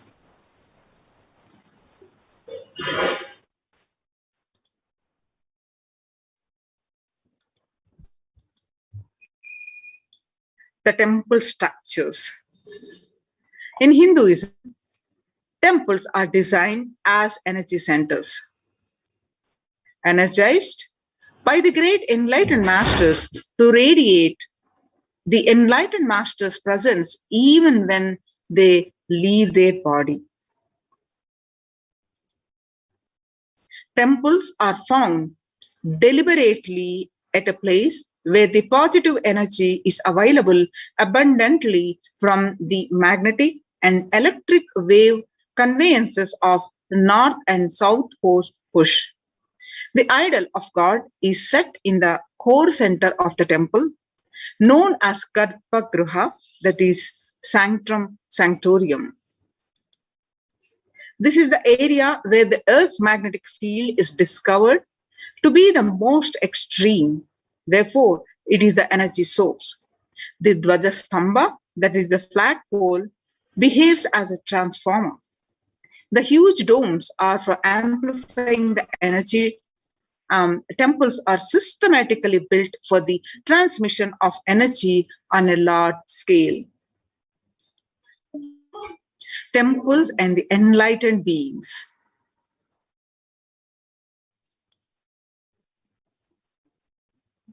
When a rich man dies, he leaves behind his wealth to his wife, daughters, sons.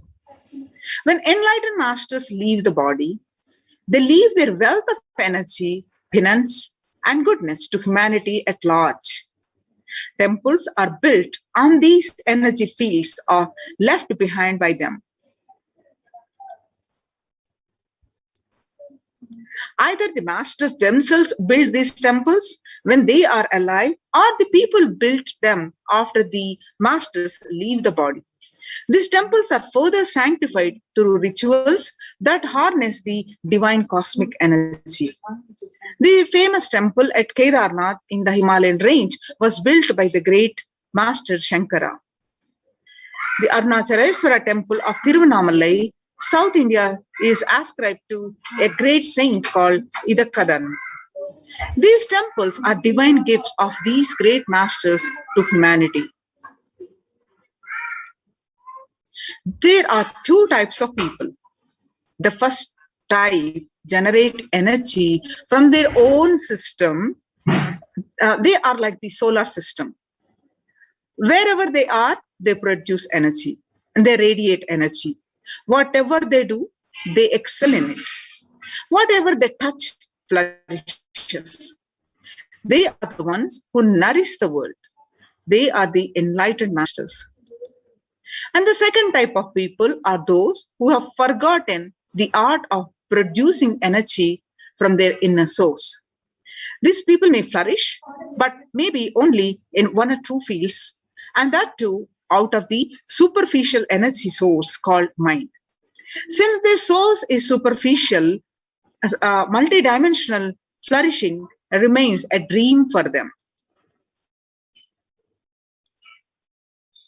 Either the masters themselves build these temples when they are alive, or the people build them after masters leave the body.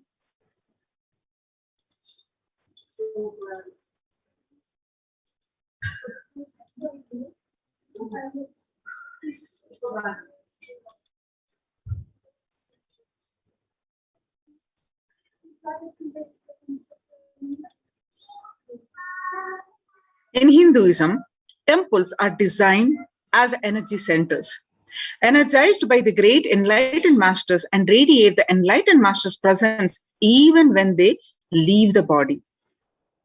Temples are found deliberately at a place where the positive energy is available abundantly from the magnetic and energetic wave conveyances of north and south poles push.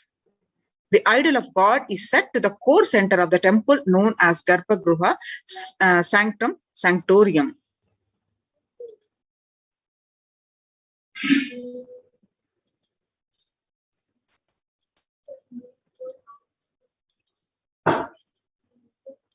The powerful spiritual vibrations present in these poles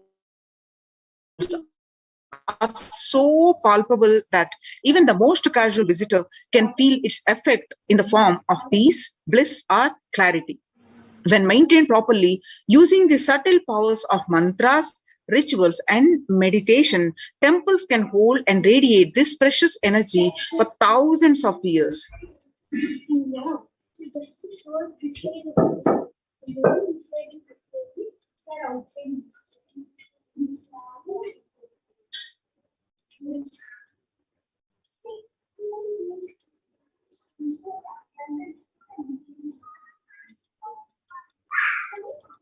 Sorry for the technical glitch.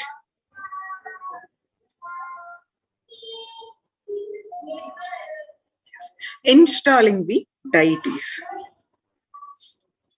As per Vedic sciences, there are two ways to install the energy in a deity. One is Agama Pratishta and the other is Prana Pratishta. In Agama Pratishtha, energy installation is done by the second category of people.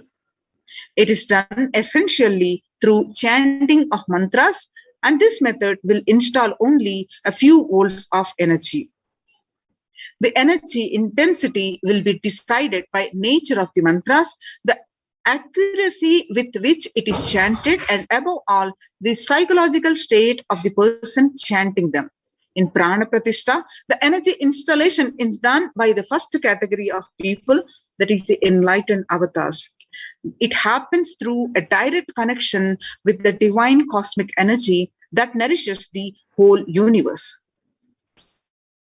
The first category of people, that is the enlightened masters, are pure channels for the divine cosmic energy to flow through.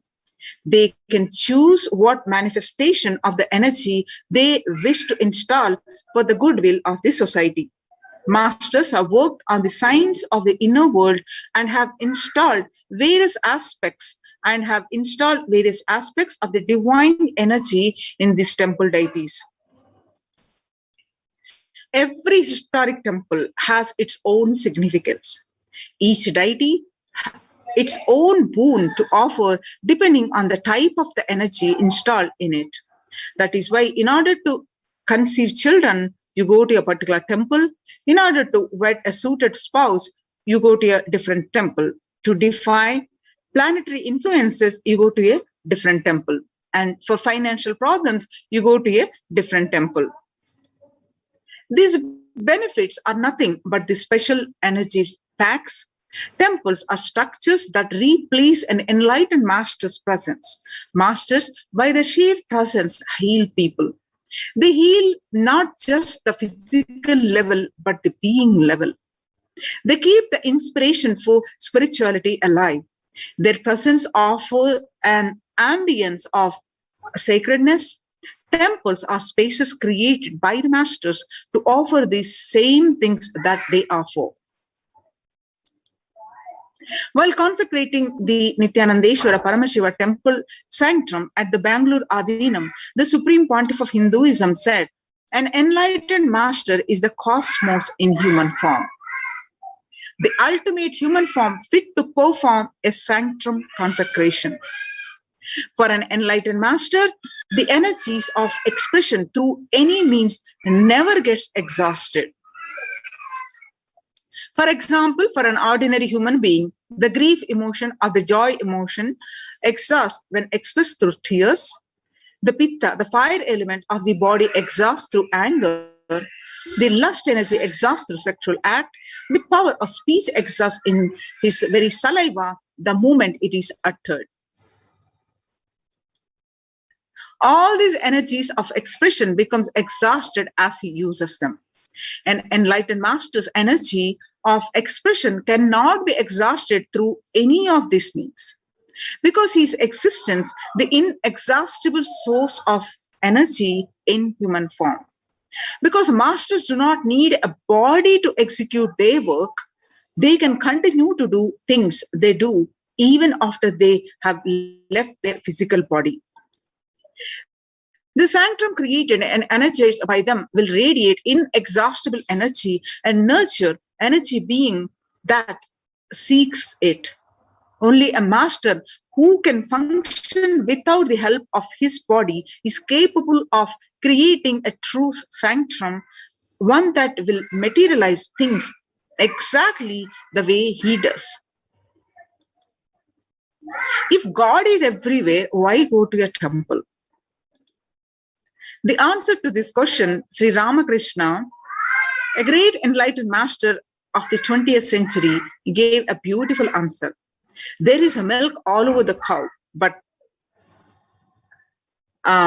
we can't get it by just piercing it anywhere. Through the cosmic energy, though the cosmic energies are available everywhere, we're not able to perceive it because it is extremely subtle. Cosmic energy is available to the most subtle form. An enlightened being or the highly evolved soul knows the science of distilling this subtle energy into a gross form which we can perceive and observe.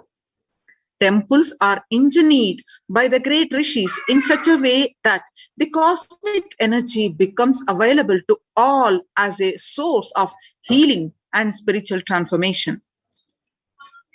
Why so many temples in Hinduism? In India, about 90% of all tourist attractions are temples. There are lakhs of temples across length and breadth of India, and in places like Varanasi, for every person living there, there is a temple. But why so many temples? Whatever a civilization thinks as the highest experience, it builds structures related to that. If people in a country think football is the greatest experience, they build magnificent football stadiums all over. If people think education is the greatest experience, they build schools and colleges. For thousands of years, Hindus in India thought of enlightenment and God as the highest experience. So they built temples. For this reason, in any city, there will be a large temple built first, and around it, the city will be built around it. The human body is considered a miniature of the cosmos. And a temple is an expansion of the human frame. Now let us understand the science of temples. For thousands of years, Hindus in India thought of enlightenment and God as the highest experience, so they built temples.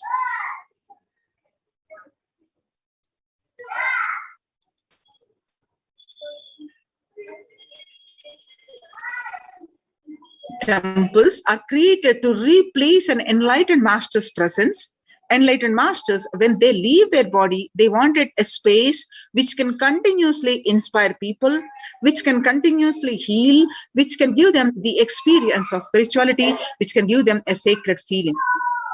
In every tradition, creating a space for divine or creating a place in which people can relate with the divine has become a part of their culture, part of their life. People have put aside any constraints of money and time to erect inspiring structures built on faith, science, and mystery, as well as greed and fear. Throughout the passage of time, some of these magnificent structures around the world have become museums and wonders, and some continue to be the seats of religious authority. Many continue to attract the faithful, offering solace, energy, social interaction, and a framework for life itself. But for many, the science of temples built on thousands of years of research and development has been lost. The understanding has been lost. Though the physical structures are still standing, for some, the belief, the experience is no longer there. By understanding the science of Indian temples, humans can experience the intelligence, power, and miracles that these structures were made from and for.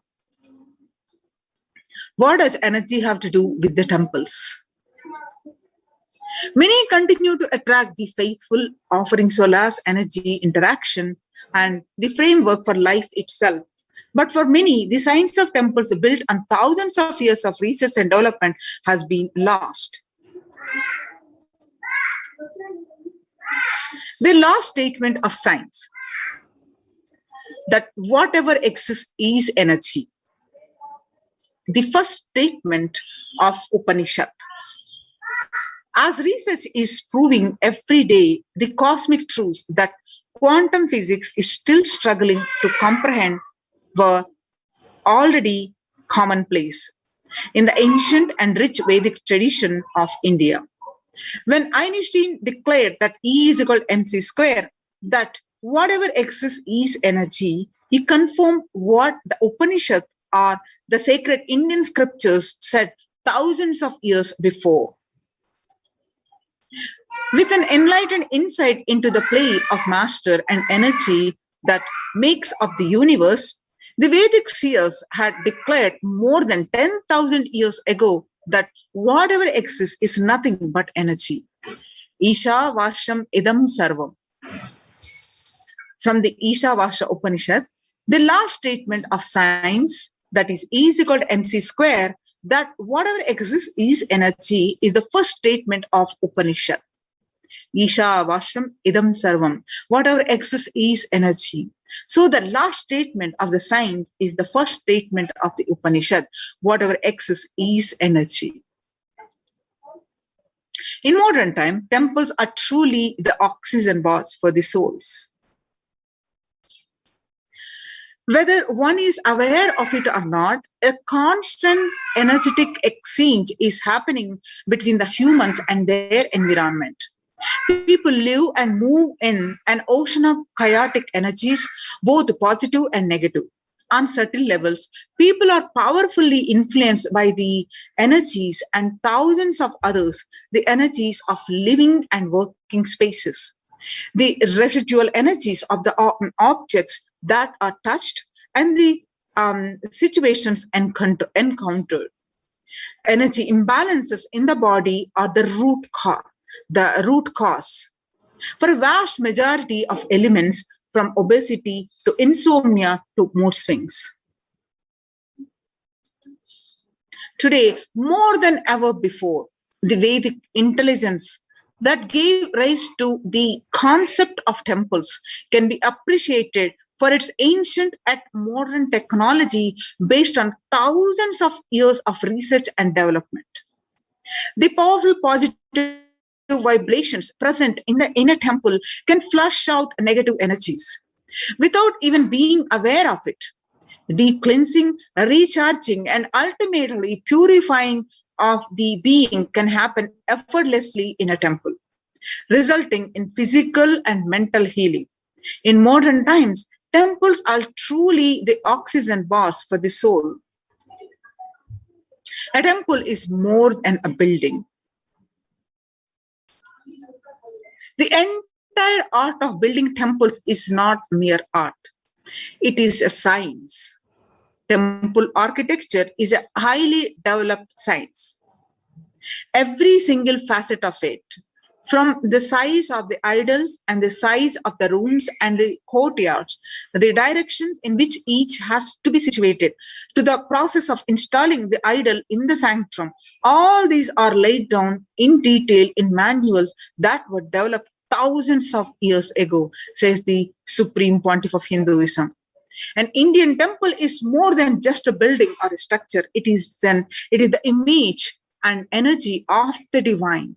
A temple is a miniature cosmos comprised of the 5 elements and a presiding deity.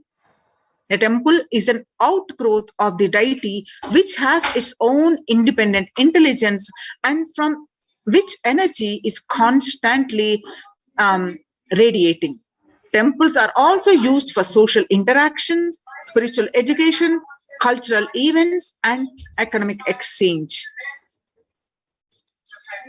Temples provide the opportunity for transformation towards a higher consciousness by experiencing the divine in an outer form through worship. Temples and the deities act as a vehicles of bridge for inner transformation. Essentially, temples were designed to be the spaces where the mind spontaneously moves within and meditation happens effortlessly. Every aspect of the temple, from architecture to the rituals to the kinds of worship offered, have been consciously created to make this experience happen. When thousands and millions of people congregate to celebrate the divine and offer gratitude, any place becomes a temple, a place of worship. The symbolism of temples. Keith Critchlow of the Royal College of Art, London, believes that the basic architectural principles of Indian temples on the physical level are integral with structures at the metaphysical level. The Agamas and the Upanishads make several references to the corresponding of the human body and soul to the temple.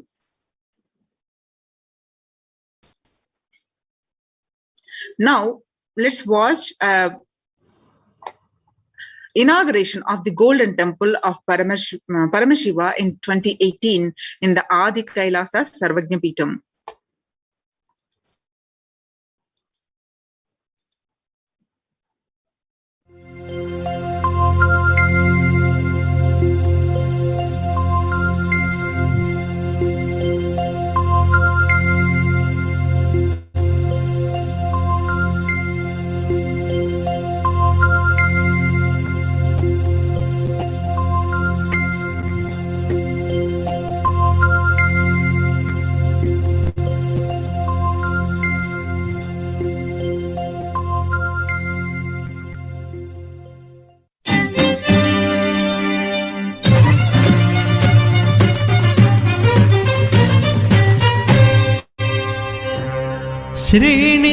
श्रीनित्यशिखरदर्शनं समस्तपापहरणं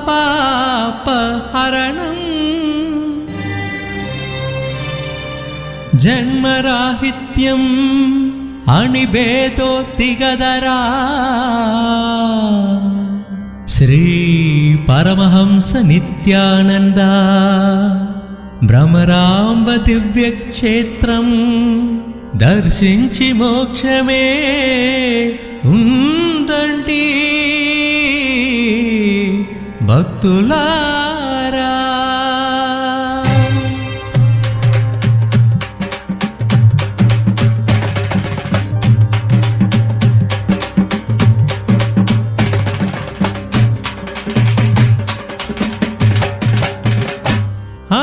అదిగో అదిగో శ్రీశైలం నిత్య భక్తులకు నిత్య పురివాసం. అదిగో అదిగో శ్రీశైలం నిత్య భక్తులకు నిత్య పురివాసం. అదిగో అదిగో శ్రీశైలం నిత్య భక్తులకు నిత్య పురివాసం. అదిగో అదిగో శ్రీశైలం నిత్య భక్తులకు నిత్య పురివాసం. మోక్షమునర్చగే శ్రీశైలం నిత్య సన్నిధి జయ గురు శైశైలం. మోక్షమునర్చగే శ్రీశైలం నిత్య సన్నిధి జయ గురు శైశైలం. ఓం హర హర నిత్య హర హర నిత్య. అదిగో అదిగో శ్రీశైలం నిత్య భక్తులకు నిత్య పురివాసం. అదిగో అదిగో శ్రీశైలం నిత్య భక్తులకు నిత్య పురివాసం.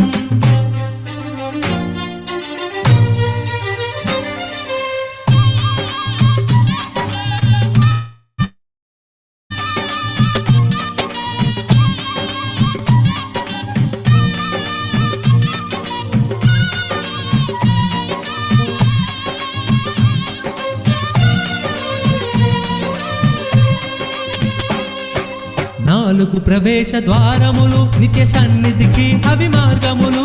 నాలుగు ప్రవేశ ద్వారములు నిత్య సన్నిధికి అవి మార్గములు. చిత్తపడము త్రిపురాంతకము నిత్య మహేశ్వర అలంపురం.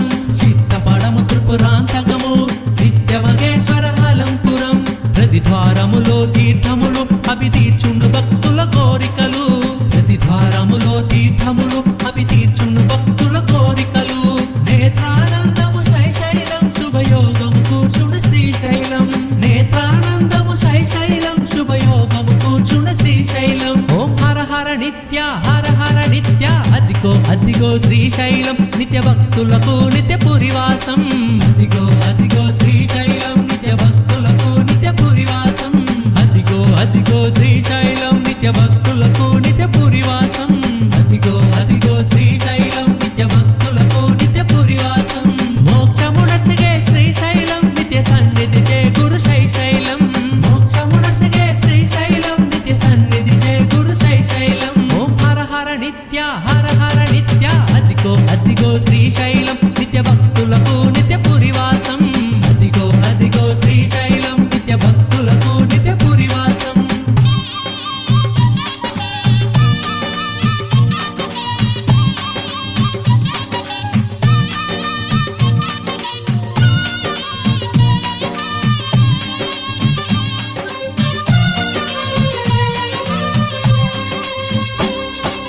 నిత్య హృదయమే శ్రీశైలం ఆరునిదేజమే శ్రీశైలం.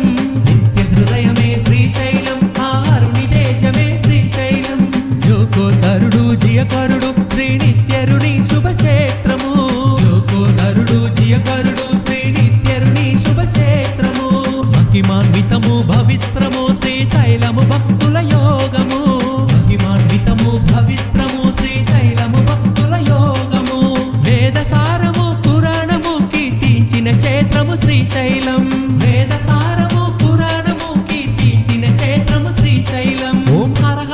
నిత్య హర హర నిత్య అదిగో అదిగో శ్రీశైలం నిత్య భక్తులకు నిత్య పురివాసం అదిగో అదిగో శ్రీశైలం నిత్య భక్తులకు నిత్య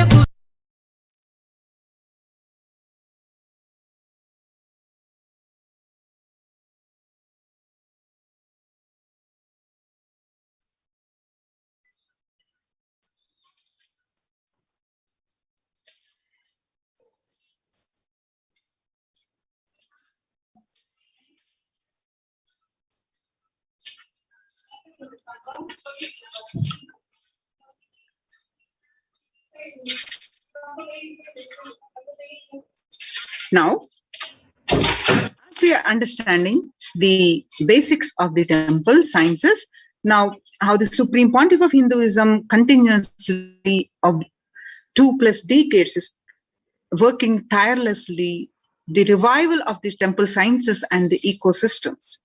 And let us learn some more details of this. And as you see, the status of the India and across India, the many famous temples are being shut down or closed for an indefinite period of time. You can see some of these examples of the Siddhi Vinayaka temple and the Shirdi Sai Baba temple is closed in Maharashtra, and Puri Jagannath temple to remain closed for public. And not only that, all religious places closed for public in Bhubaneswar, the mass, gurudwaras, not churches, as the city records the highest daily COVID surge. And in Uttar Pradesh, major Mudra temples ban entry of devotees, and in Gujarat, famous Somnath temple is closed for darshan. And in Tamil Nadu, the vandalism happened. And now in the times when COVID-19 is rampant and the ancient temples are in a lockdown because of the risk of the widespread corona disease, the devotees of these temples were visiting and having darshan of their gods and goddesses for thousands of years.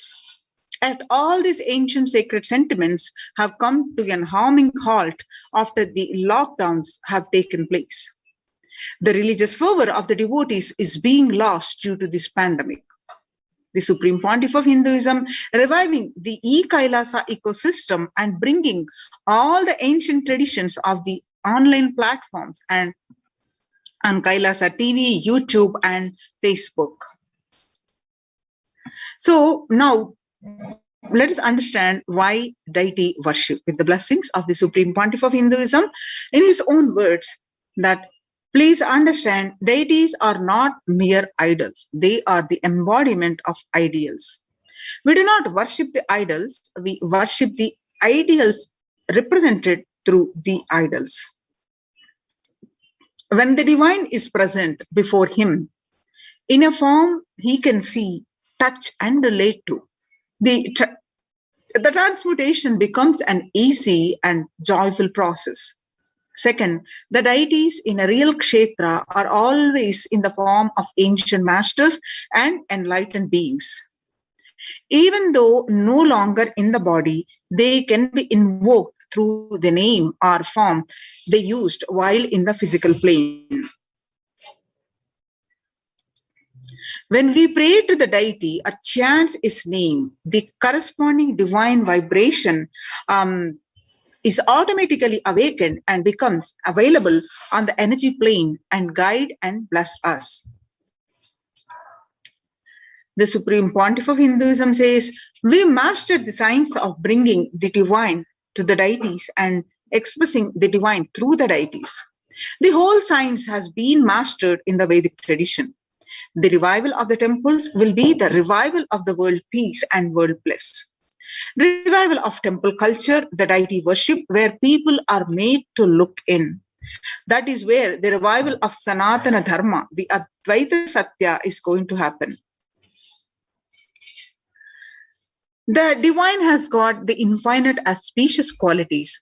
In Sanskrit, we call Ananta Kalyana Gunas. For example, Shiva saved Markandeya from death. and that become an independent deity as Kala Kala.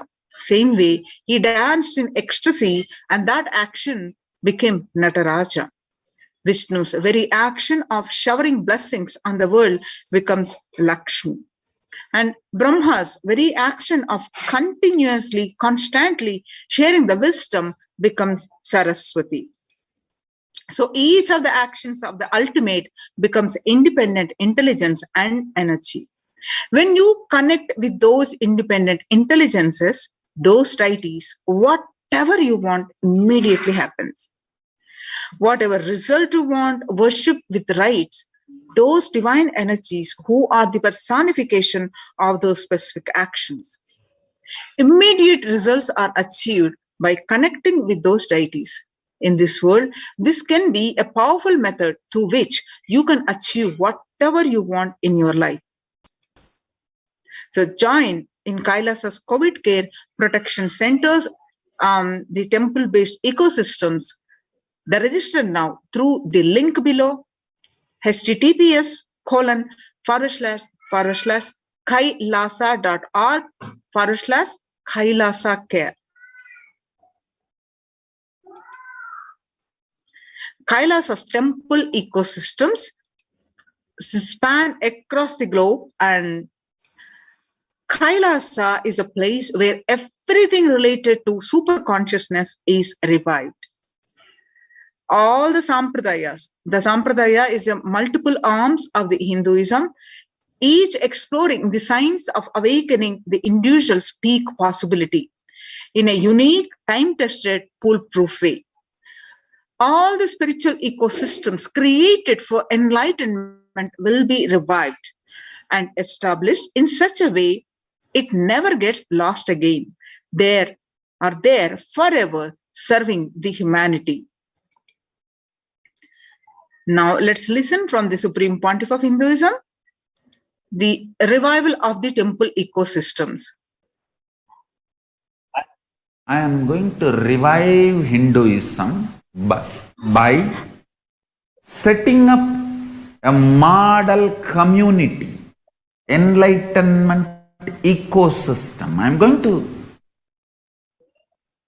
create absolutely from the scratch newly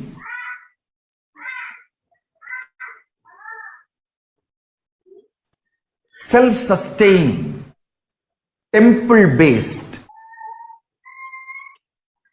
Hindu ancient enlightenment ecosystem and civilization based on that. Understand? Kailasa is reviving the ancient Hindu enlightened civilization.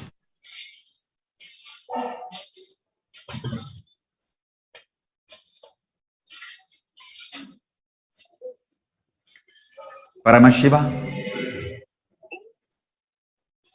himself manifested this Kailasa Mandala, the enlightenment ecosystem, and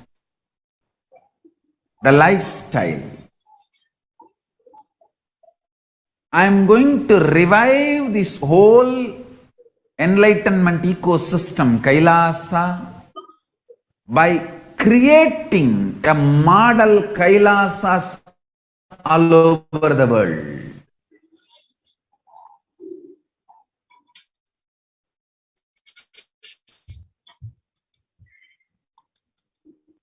In adulation of violence in recent lifestyle has enabled disruption in several nations, affecting millions of lives with mental distress, physical health elements, defalcation of food supply, and pinpointed destruction to the infrastructure of several countries. The Supreme Pontiff of Hinduism, Bhava Nithyananda Paramashivam, has dedicated his entire life and made his mission to bring global peace from the ground level through the Kailasa's Department of Religion and Worship and the Department of Human Sciences, to bring harmony in humanity, to create a life of freedom and peace for every individual on the planet through the revival of the temple ecosystems. The director of the National Institute of Mental Health, Joshua Gordon, pointed out that environmental factors present both risk and protective influences on mental health. He grouped such factors into three types: individual factors such as the microbiome, and the natural and built components include green spaces, housing, and highways, which may play a role in health disparities. The third, the social factors like family structure, poverty, and other social determinants of health. From 1994 to this date, the Supreme Pontiff of Hinduism has worked tirelessly in the revival of the temple ecosystems globally. Through Kailasa Department of Religion and Worship and Kailasa's human services led by the Supreme Pontiff of Hinduism, this lifelong commitment to the mission and vision of bringing global harmony, sustainable living, and reproducible ecosystems has been proven in building active, contributing temple ecosystems around the world. Now you can see the glimpses of these ecosystems, and following a meditation under the sacred banyan tree in Adi Kailasa, the peacekeepers of Kailasa, along with the children and of the Nithyananda Gurukul, celebrate the auspicious occasion of Deepavali. The pictures that you're seeing are taken Adi Kailasa Sarvagyapeetham on 21st October 2006.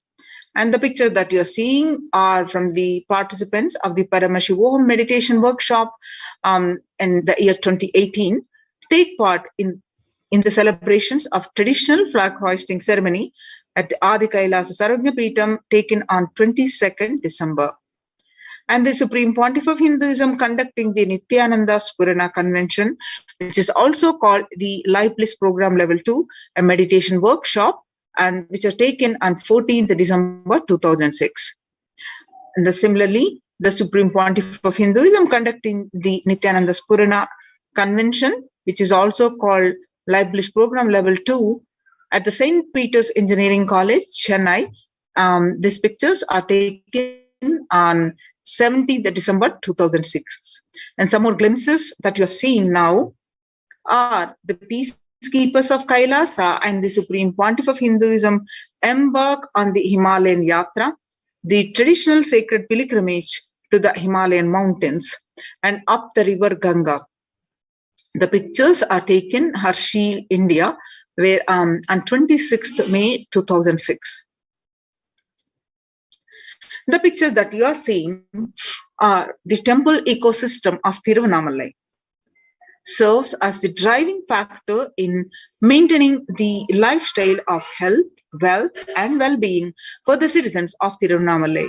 The pictures and where you find the Supreme Pontiff of Hinduism is waving the flag to the lakhs of devotees who are participating in a procession in a temple festival. And the pictures that you are seeing now, the peacekeepers of Kailasa and the participants of the Paramashivoham meditation workshop puja are ritualistic worship.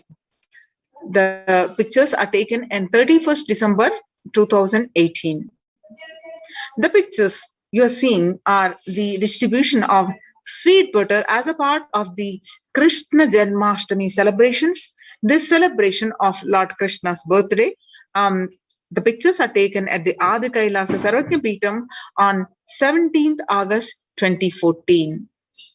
And some more pictures that you are seeing on the same day of the Krishna Janmashtami celebrations, where the Supreme Pontiff of Hinduism, along with the peacekeepers of Kailasa, playfully, blissfully celebrating the festival. And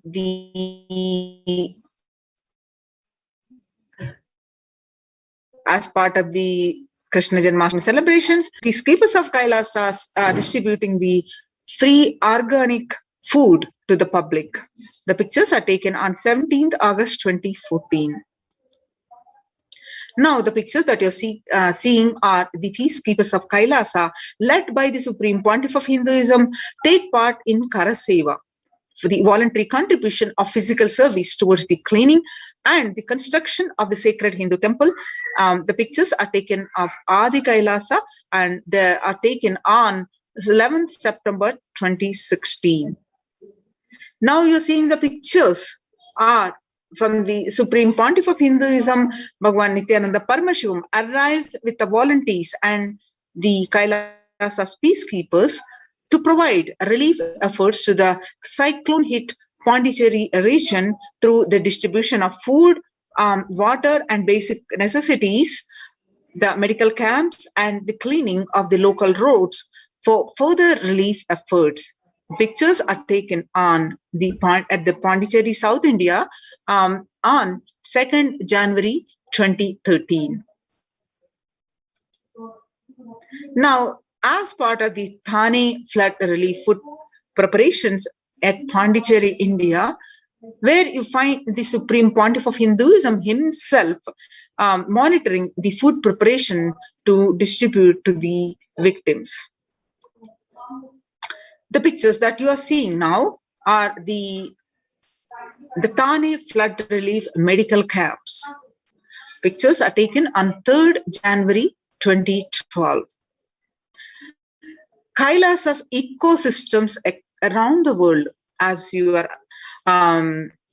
aware, the Supreme Pontiff of Hinduism tirelessly working, as you see in some of these glimpses, and establish the ecosystems across the world, continents, and the thousands of ecosystems you see in this picture are the Kailasa's ecosystems.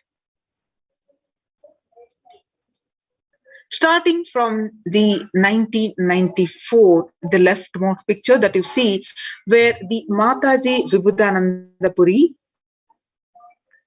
handing over the Kailasa in Tiruvannamalai, traditionally passed on to the hands of the Supreme Pontiff of Hinduism, Jagadguru Mahasannidhanam, His Divine Holiness Bhagavan Nithyananda Paramashivam.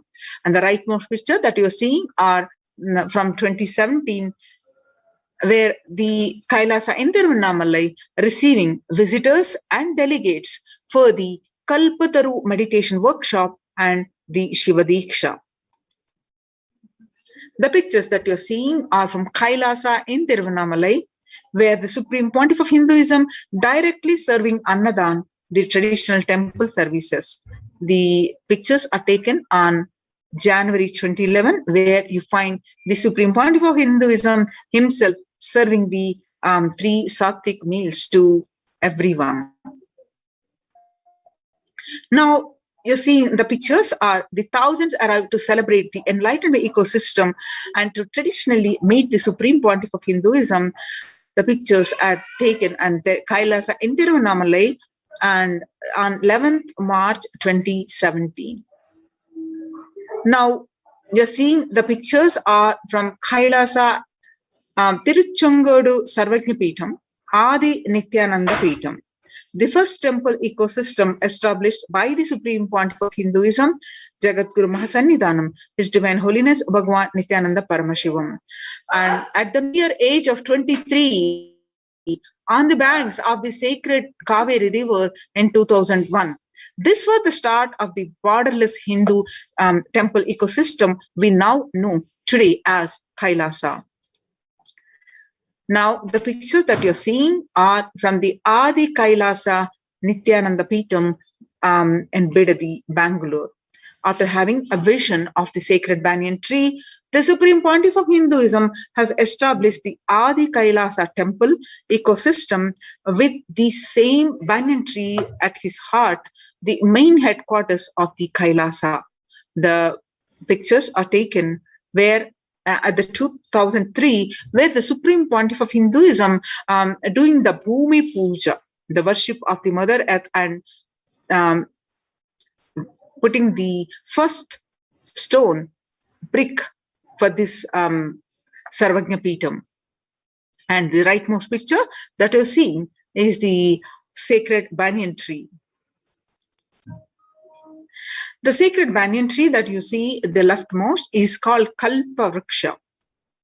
And you can see this Kalpa Vriksha tree and the deities Nithyanandeshwara Paramashiva, Nithyanandeshwari Paramashakti, and the Nithyanandeshwara Linga. You can see continuously the temple ecosystem of Adi Kailasa is continuously available to all of you from wherever you are. You can see from the live stream.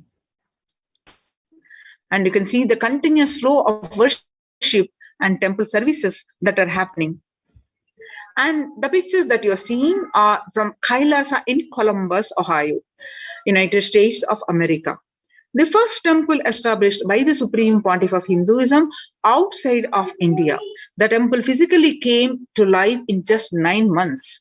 The chief presiding deities of the temple of Nithyanandeshwara Paramashiva and Nithyanandeshwari Paramashakti. The deities are 7 feet tall, made of granite and weighing 6 tons.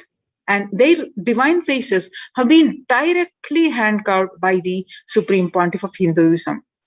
Now you're seeing the pictures are from Kailasa in Los Angeles, California, where the Los Angeles temple is the first inaugurated in 2005 and then established in its permanent location in 2007.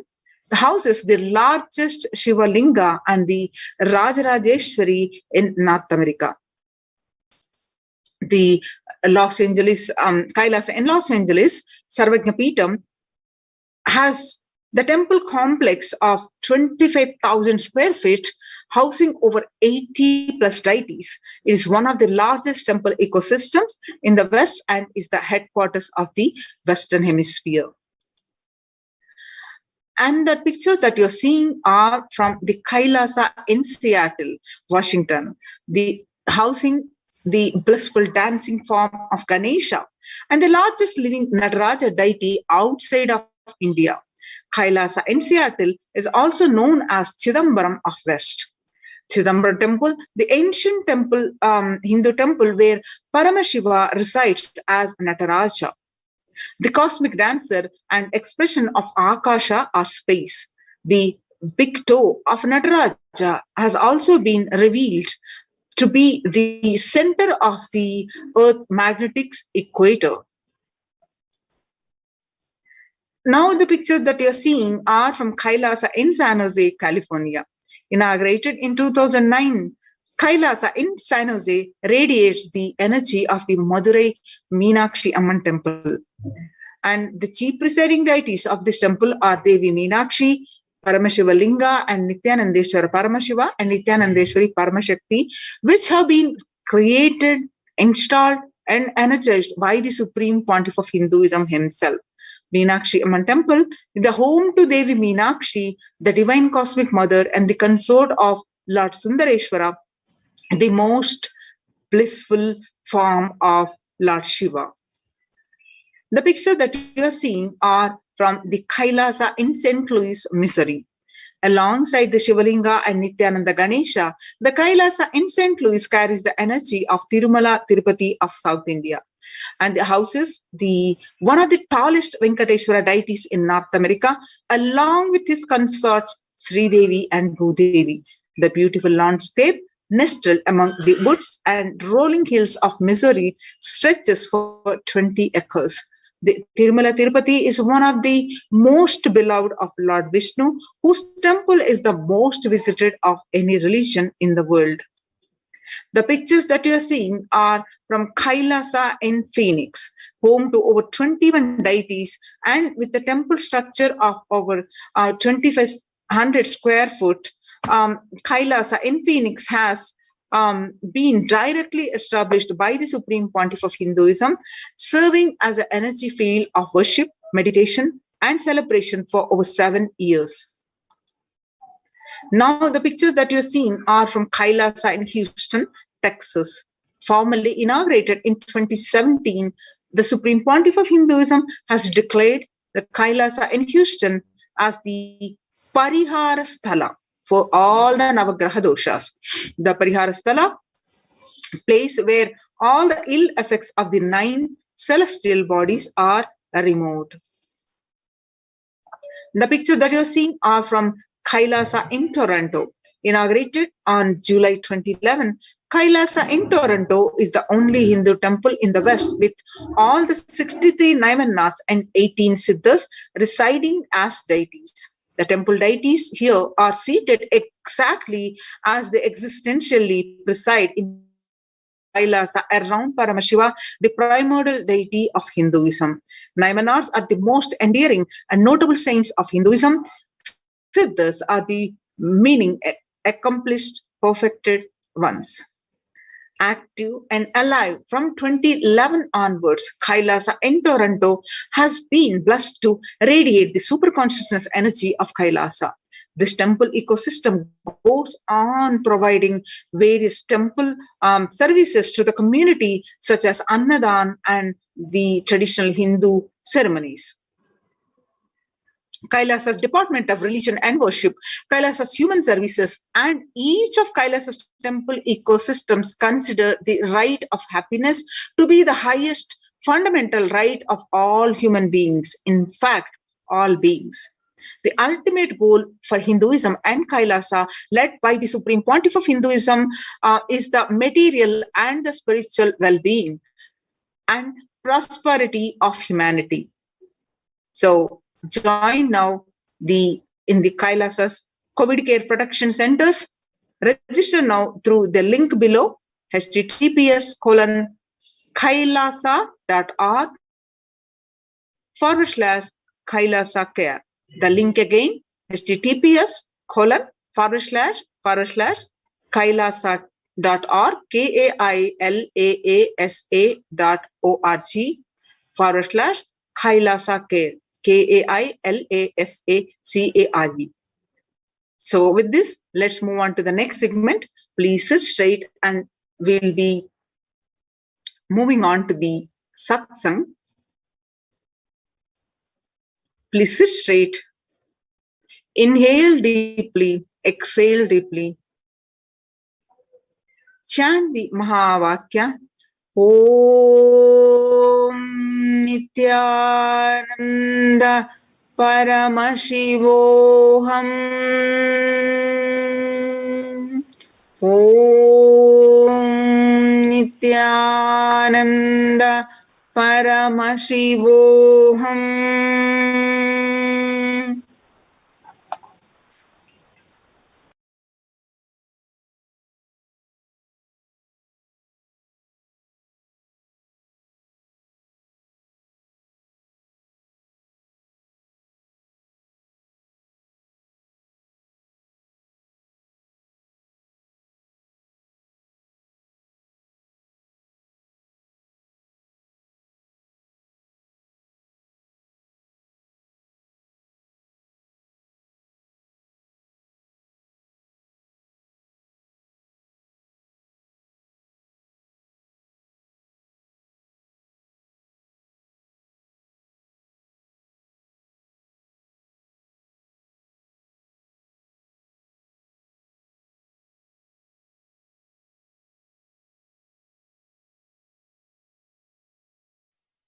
Connecting with the divine with your eyes closed is meditation. Connecting with the divine with your eyes open is darshan. Come, let us all now move from meditation to darshan. Slowly, very slowly, please open your eyes.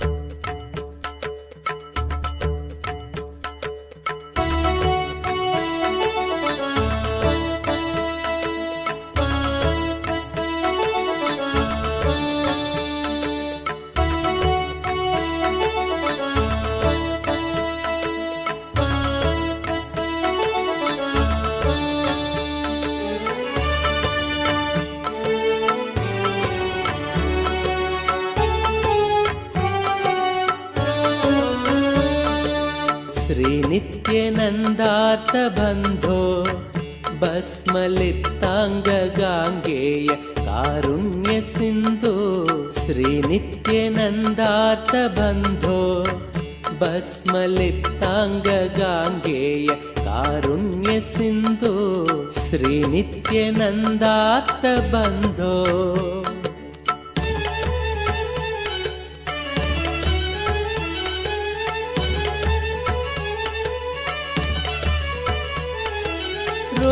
रुद्राक्षधारिन् नमस्ते रौद्ररोगं हरत्वं परारेर्गुरोर्मे रुद्राक्षधारिन् नमस्ते रौद्ररोगं हरत्वं परारेर्गुरोर्मे राकेन्दुवक्त्रं भवन्तं माररूपं कुमारं भजे कामपूरम् राकेन्दुवक्त्रं भवन्तं माररूपं कुमारं भजे कामपूरम् श्रीनित्यानन्दा नमस्ते गुरुनित्यानन्दा नमस्ते श्रीनित्यानन्दा नमस्ते गुरुनित्यानन्दा नमस्ते श्री नित्यानन्दार्थ बन्धो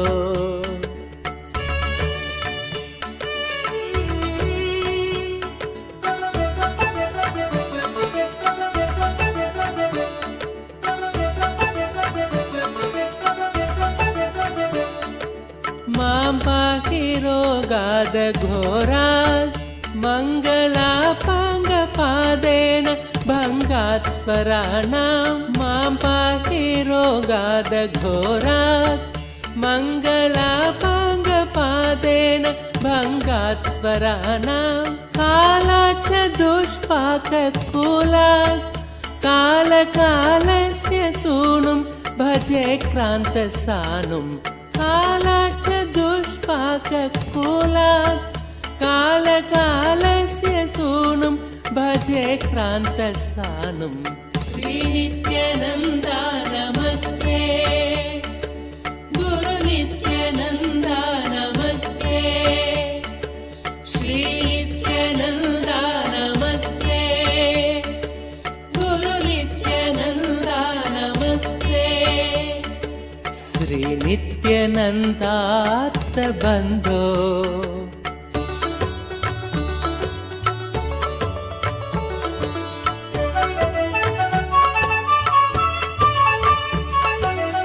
ब्रह्मादयो यस्य शिष्या ब्रह्मपुत्रा गिरौ यस्य सोपानभूता ब्रह्मादयो यस्य शिष्या ब्रह्मपुत्रा गिरौ यस्य सोपानभूता सैन्यं सुराक्ष्वापि सर्वे सामवेदादिगेयं भजे नित्यानन्दम् सैन्यं सुराक्ष्वापि सर्वे सामवेदादिगेयं भजे नित्यानन्दम् श्रीनित्यानन्दा नमस्ते गुरुनित्यानन्दा नमस्ते श्रीनित्यानन्दा नमस्ते गुरुनित्यानन्दा नमस्ते श्रीनित्यानन्दार्थ बन्धो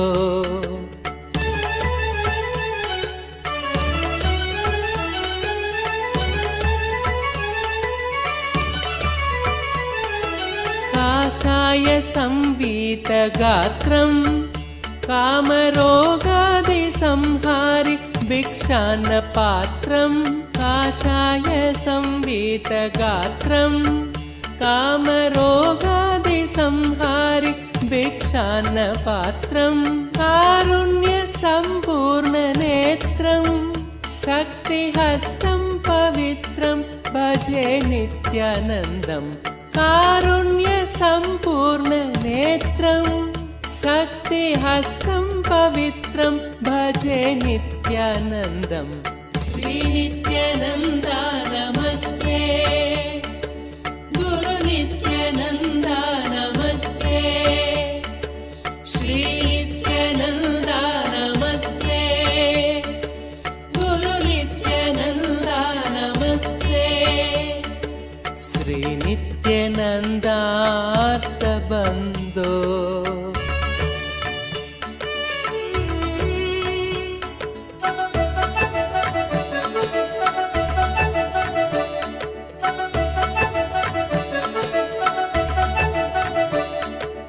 श्रीनित्यशैले वसन्तं साधु सङ्गस्य रोगान् सदा संहरन्तं श्रीनित्यशैले वसन्तं साधु सङ्गस्य रोगान् सदा संहरन्तम् ओंकारतत्त्वं वदन्तं शम्भुकर्णे हसन्तं भजेऽहं शिशुन्तं ओंकारतत्त्वं वदन्तं शम्भुकर्णे हसन्तं भजेऽहं शिशुन्तं श्रीनित्यानन्दा नमस्ते गुरु नित्यानन्दा नमस्ते श्री नित्यानन्दा नमस्ते गुरु नित्यानन्दा नमस्ते श्री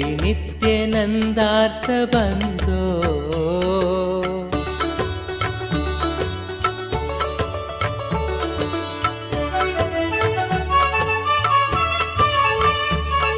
स्तोत्रं कृतं चित्रचित्रं दीक्षितानन्दरामेण सर्वार्थसिद्ध्यै स्तोत्रं कृतं चित्रचित्रं दीक्षितानन्दरामेण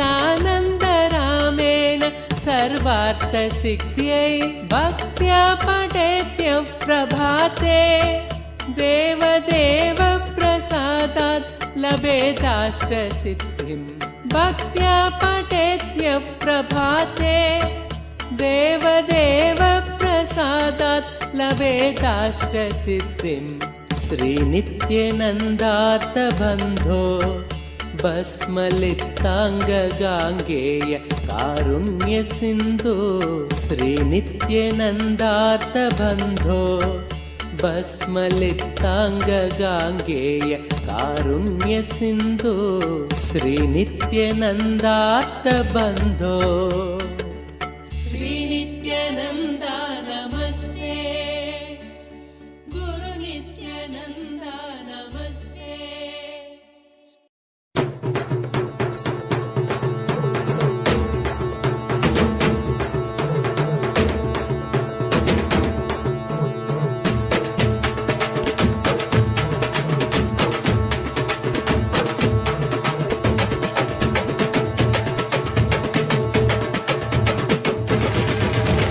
வெள்ளிமலை கைலை விட்டு நித்யானந்தனே தங்கமலை அருணை வந்தாய் நித்யானந்தனே வெள்ளிமலை கைலை விட்டு நித்யானந்தனே தங்கமலை அருணை வந்தாய் நித்யானந்தனே நித்யானந்தனே நீ பரபிரம்மானந்த ஞானி ஆனந்தானுபவத்தை இங்கு அருள வந்த சாமி நித்யானந்தனே நீ பரபிரம்மானந்த ஞானி ஆனந்தானுபவத்தை இங்கு அருள வந்த சாமி வெள்ளிமலை கைலை விட்டு நித்யானந்தனே தங்கமலை அருணை வந்தாய் நித்யானந்தனே வெள்ளிமலை கைலை விட்டு நித்யானந்தனே தங்கமலை அருணை வந்தாய் நித்யானந்தனே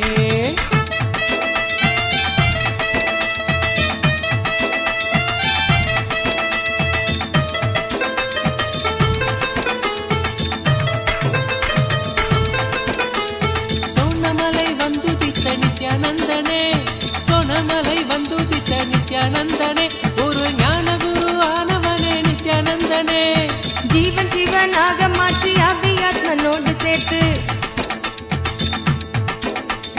ஜீவன் சிவனாக மாற்றி அபியாத்மனோடு சேர்த்து ஆனந்தத்தின் எல்லை காட்டும் நித்யானந்தனே நித்யானந்தனே நீ பரபிரம்மானந்த ஞானி ஆனந்தானுபவத்தை இங்கு அருள வந்த சாமி நித்யானந்தனே நீ பரபிரம்மானந்த ஞானி ஆனந்தானுபவத்தை இங்கு அருள வந்த சாமி வெள்ளிமலை கைலை விட்டு நித்யானந்தனே தங்கமலை அருணை வந்தாய் நித்யானந்தனே வெள்ளிமலை கைலை விட்டு நித்யானந்தனே தங்கமலை அருணை வந்தாய் நித்யானந்தனே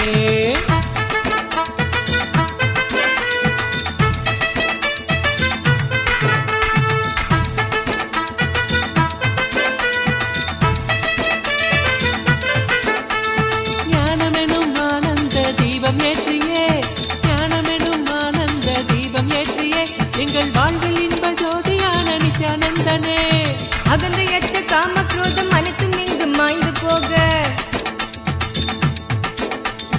அகந்தையற்ற காம குரோதம்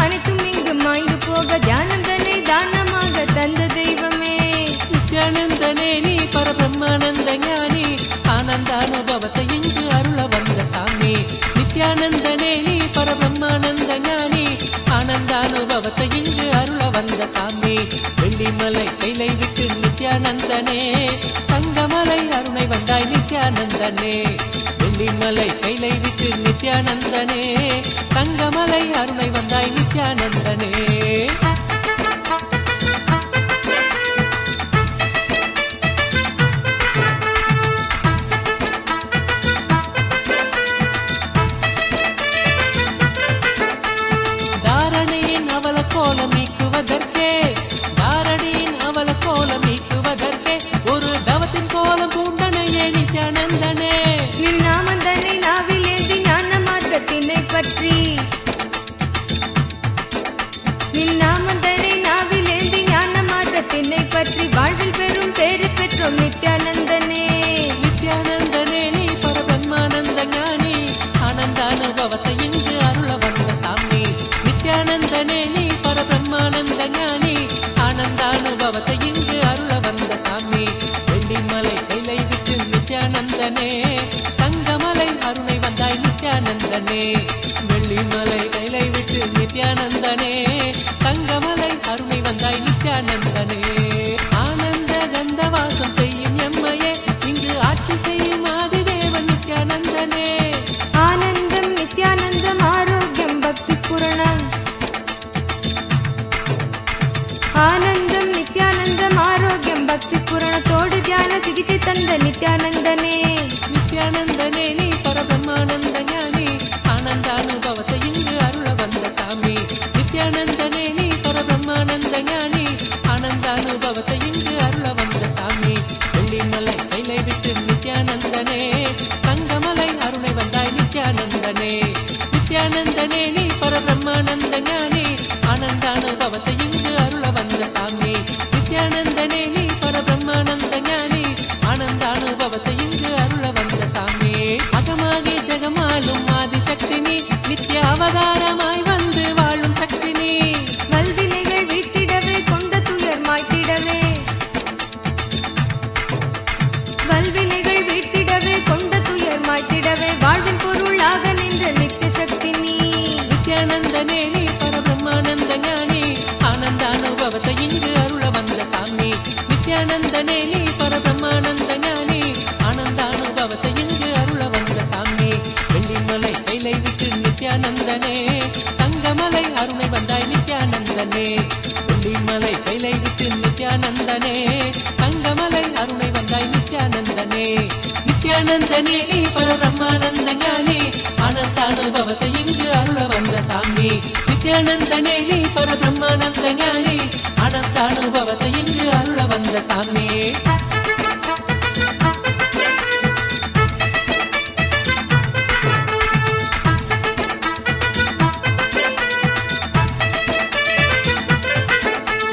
ஞானபீட தாரகையாம் நித்யானந்தனே எங்கள் வாழ்வில் சாரமானவனே நித்யானந்தனே. ஞான கருத்திலே திளைத்து வாழ்வில் பற்றுதல் கடக்க. ஞான கருத்திலே திளைத்து வாழ்வில் பற்றுதல் கடக்க தாளினையே பற்றுகின்றோம் நித்யானந்தனே. நித்யானந்தனே நீ பரபிரம்மானந்த ஞானி ஆனந்த அனுபவத்தை இங்கு அருள வந்த சாமி. நித்யானந்தனே நீ பரபிரம்மானந்த ஞானி ஆனந்த அனுபவத்தை இங்கு அருள வந்த சாமி. வெள்ளிமலை கைலை விட்டு நித்யானந்தனே தங்கமலை அருணை வந்தாய் நித்யானந்தனே. வெள்ளிமலை கைலை விட்டு நித்யானந்தனே தங்கமலை அருணை வந்தாய் நித்யானந்தனே. நித்யானந்தனே நீ பரபிரம்மானந்த ஞானி ஆனந்த அனுபவத்தை இங்கு அருள வந்த சாமி. நித்யானந்தனே நீ பரபிரம்மானந்த ஞானி ஆனந்த அனுபவத்தை இங்கு அருள வந்த சாமி. ஆனந்த அனுபவத்தை இங்கு அருள வந்த சாமி.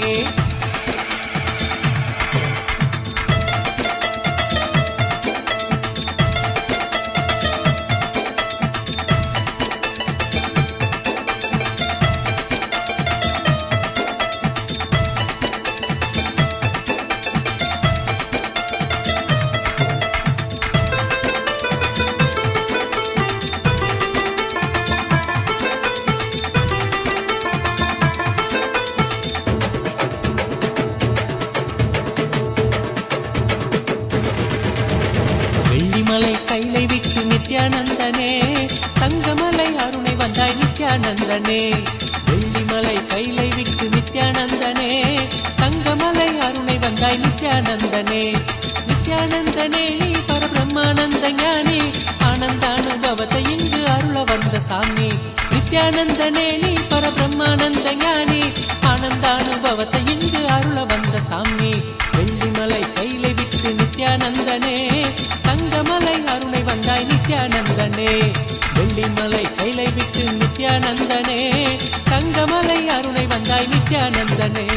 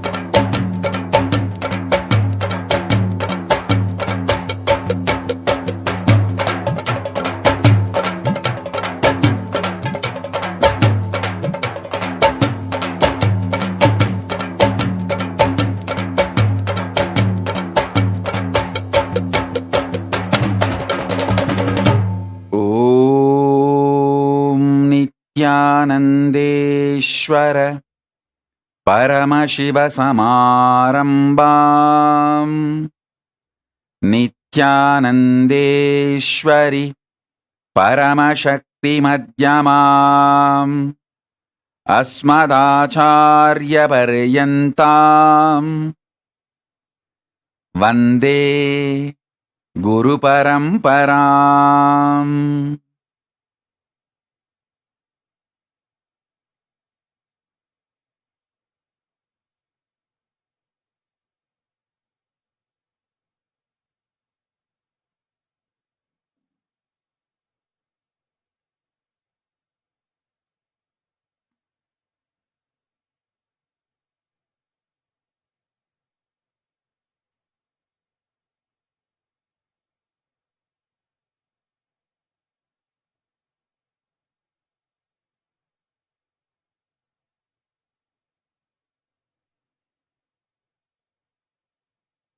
I welcome you all with my love and respect.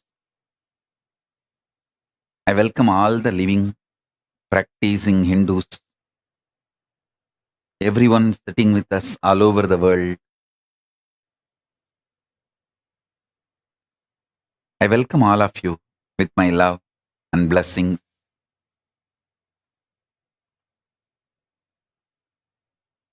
Paramashiva's message directly from Kailasa.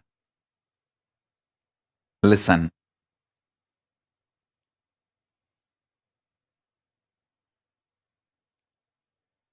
Conscious sovereignty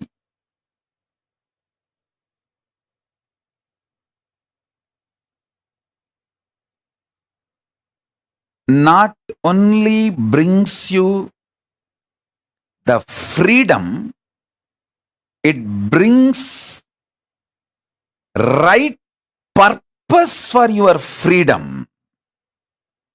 Not just health, right reason why you should be healthy. Not just wealth, right reason why you should be wealthy. Not just freedom, right reason what for you need freedom, what kind of freedom you need. Understand? Not just powers, what kind of powers you need for your fulfillment. Not just freedom, bringing the purpose for your freedom. Not just bliss, bringing the purpose for your existence. I tell you, the beauty of conscious sovereignty is the moment you hear this truth, get initiated, your inner space expands to that level. You can never go back to the old past, same old personality or identity. You can never back to be same old. That is why that initiation is always called, Shakti Pada is always called, giving you second birth, rebirth. Initiated one who got the Shakti Pada is called Dvija, reborn. Because once you receive Shakti Pada, you can never go back to the same old existence, same old identity. Once in a while you can have mood swing, that's your freedom. But you can never go back to be the same person. Listen.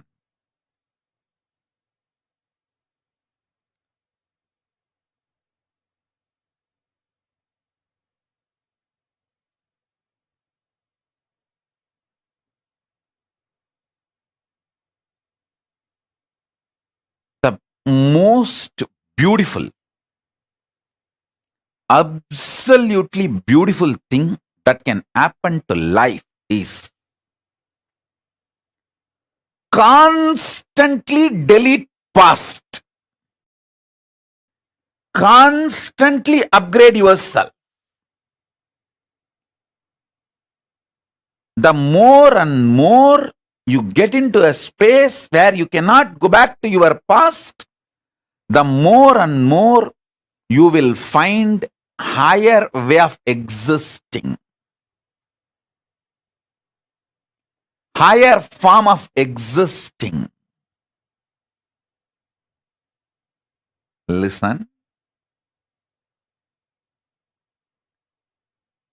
I have seen some of the most beautiful beings in my life. My own Guru, Arunagiri Yogeshwara himself. An extraordinarily beautiful and graceful. I have seen most graceful, beautiful beings in my life from all walks of life. My own Guru Arunagiri Yogeshwara, Raghupati Yogi, Ram Surat Kumar,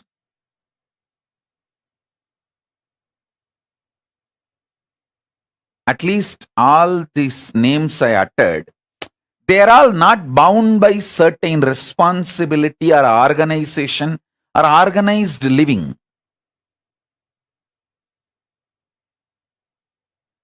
But living inside the organization, very organized living, but very graceful beings I have seen. Srimad Swami Gautamananda ji. He is still alive.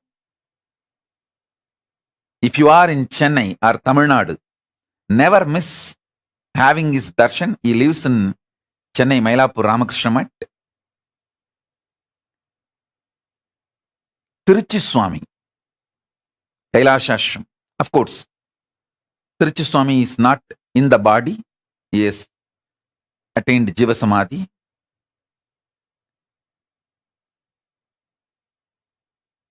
Some of these beings, especially Srimad Swami Gautamananda ji, he is within the organization. Very organized living. But I have seen him in close quarters. The kind of the conscious sovereignty he manifests. An absolute clarity. Extremely powerful understanding of Vedanta, highest truths, unimaginable. Same way, Swami Kamalatmananda, he is still alive. He is the head of the Madurai Ramakrishna Mat. I had the fortune of sitting at his feet and learning. He radiates the grace of Shiva Bhakti. I have seen such wonderful people in my life who demonstrated, who proved that conscious sovereignty, manifesting it, living it is possible in all walks of life. In all walks of life. Whether you are a free living individual or living in an organization or even married and living with wife, a householder life. I have seen so many graceful people in my life radiating conscious sovereignty. Listen carefully. Some of the greatest revelations I received from my Guru, Arunagiri Yogeshwara. And when I started implementing it in my life.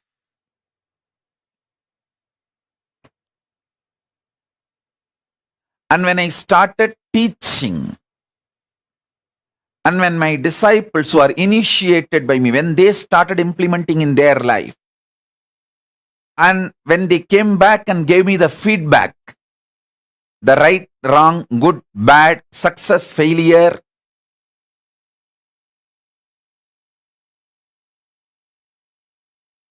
compilation of all this knowledge,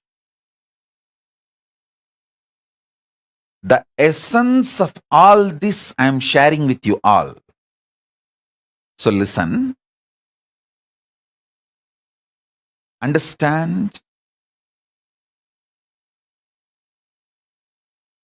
Three things I wanted to convey. Conscious sovereignty brings not just health for the way you want to live your life.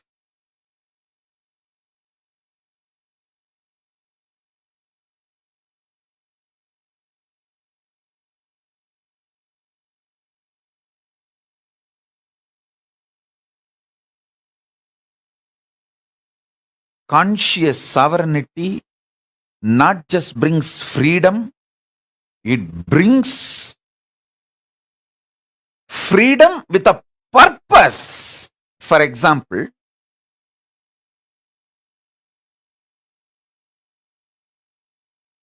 when you are suffering with diabetes, eating sugar is not freedom, it is a suicide.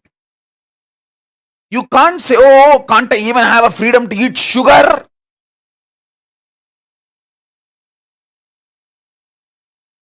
People cry, saying, are they kept in prison? Don't they have the freedom to eat sugar? Hey, listen. When you are having diabetic, freedom to eat sugar is not freedom, it is suicide. Freedom to have the food for your health in a tasty way is freedom.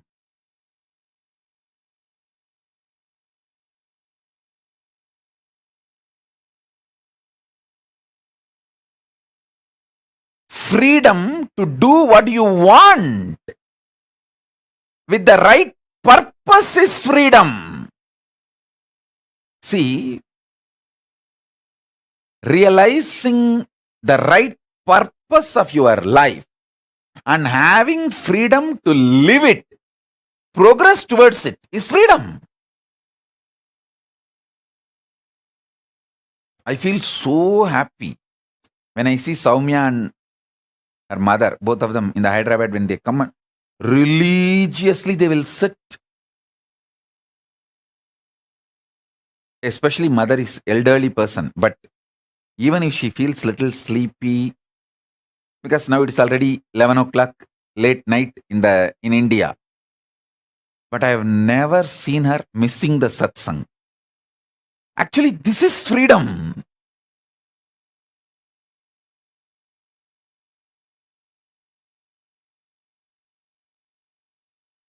Even some of the Adinavasis are not that regular.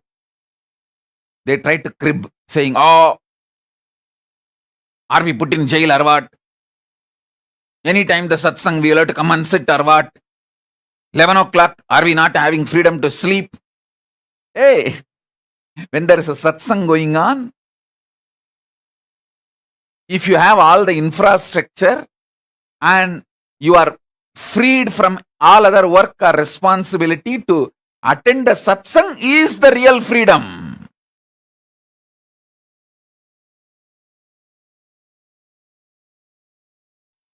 So freedom with a purpose.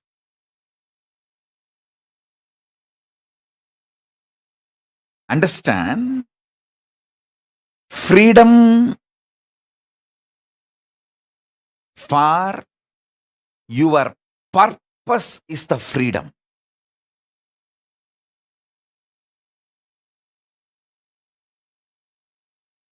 Health for your purpose is health.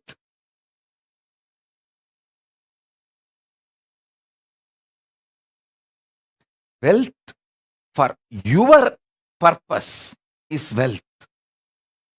I tell you, last 3 years studying many different ideas about economy and many different countries' economy policies, how it is geopolitical centered, how it is the ideology like a communism or socialism or capitalism centered, and how various countries function their economy. There are some countries which gives high interest for deposits. There are some countries which gives minus interest, means they take money from you to keep your money. So all kinds of economies I studied. I wanted to tell you all few things.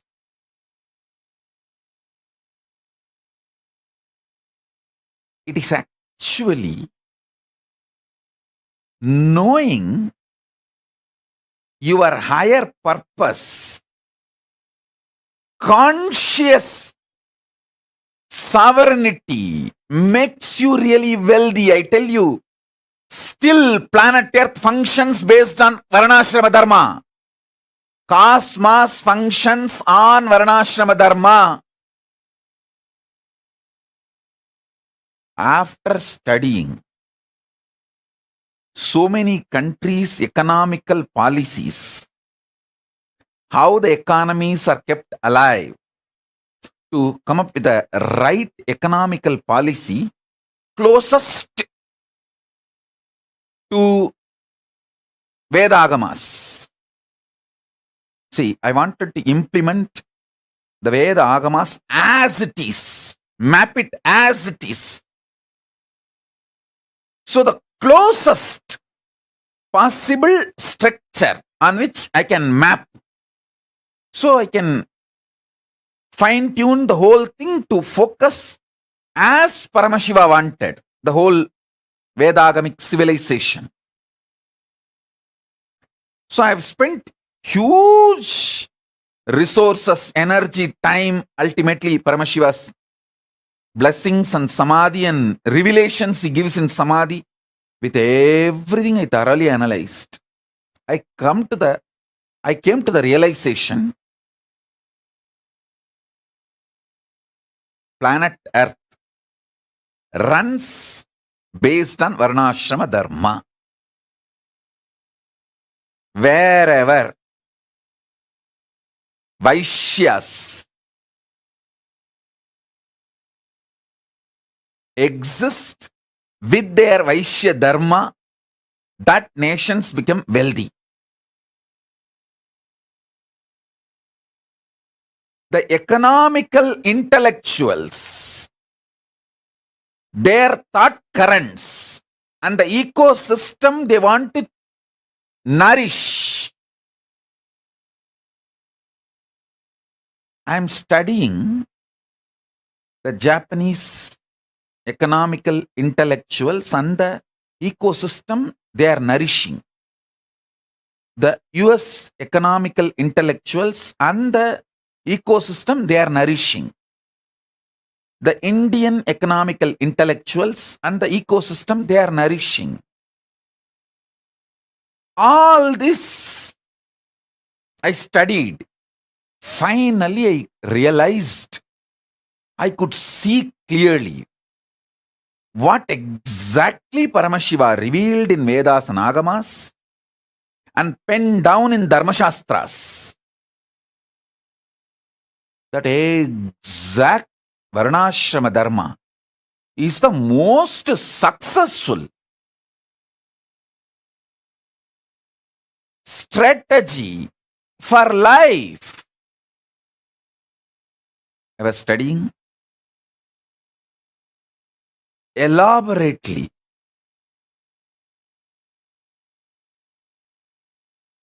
I'll give you just understandings. This will be directly useful for your life.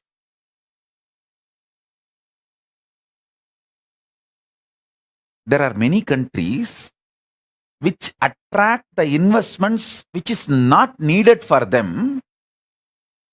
Those investments become load on them, and then they try to lend with less interest rate just to rotate that money and keep that money circulating because they don't know what to do. And those loans become NPAs, non-performing assets, in 3 to 5 years. It's a vicious circle.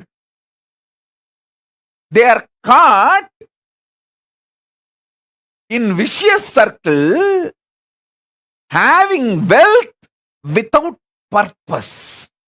The conscious sovereignty is not nourished. Listen. If the conscious sovereignty in you is nourished, you build muscles, not fat. You build strength, not load. Same way in your economic principles. I am not saying money is bad. Be very clear. Money is good when you have the purpose. If not, you will not know what to do with it. I have always seen how the Indian middle class people think, first let me become engineer, then I will think what I want to become in my life. By the time you become engineer, you are already a fool and you don't know what to do with your life. And you don't even, actually after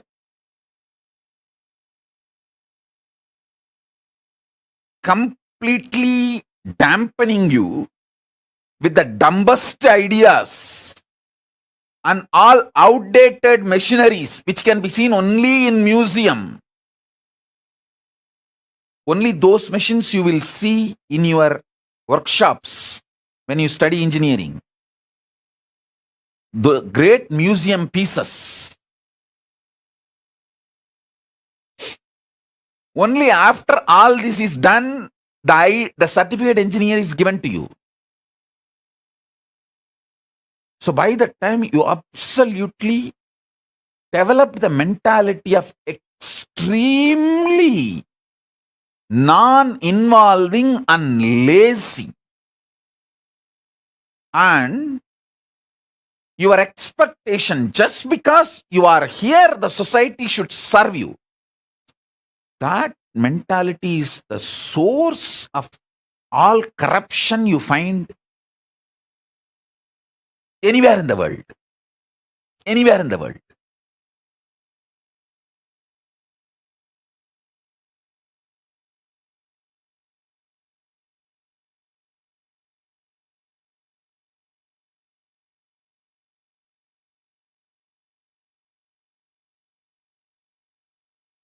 Listen carefully.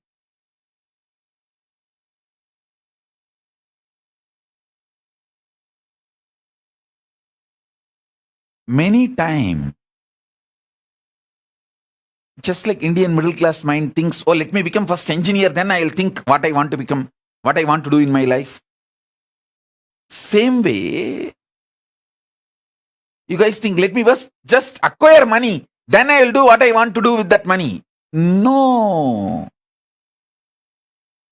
First, have conscious sovereignty. The society has become such now, none of you are in poverty and none of you are going to die without food. The moment you found your basic needs, food, shelter, clothes, focus on conscious sovereignty, realizing the core purpose of your existence. That will tell you the purpose for which you want wealth. So when you start working for wealth itself, you will continue to fulfill the purpose. So your life itself will be a joy. Your path and goal will be one and the same. You will be enjoying the very path, not waiting for the goal to celebrate your life. The path itself becomes celebration. I tell you,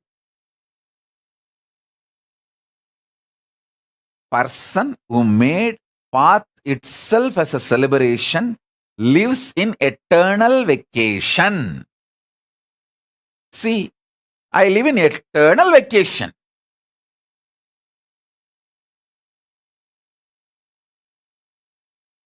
I work 24/7 and I live in eternal vacation. I work actually 24/7 in multiple dimensions, multiple time zones, not just horizontal time zones, vertical time zones also.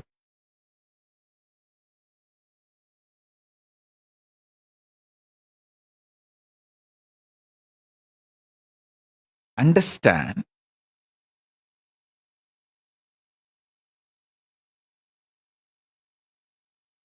especially if you are young. When I say young, connected with me below 30. If you are connected with me below 30, you are eternally young. I will never let you age. I don't like getting aged. I like getting matured, but I don't like getting old or getting aged. So I will not do anything to you which I don't like. I will keep you eternally young. If you met me before 30, you are blessed. This is the time to find conscious sovereignty. Focus on that. If you met me before 30, I make you 16 and keep you 16 ever. Listen. When you find the idea of conscious sovereignty, you will never do the stupidity of questioning your life. Oh, why can't I eat sugar? Eating sugar is not wrong.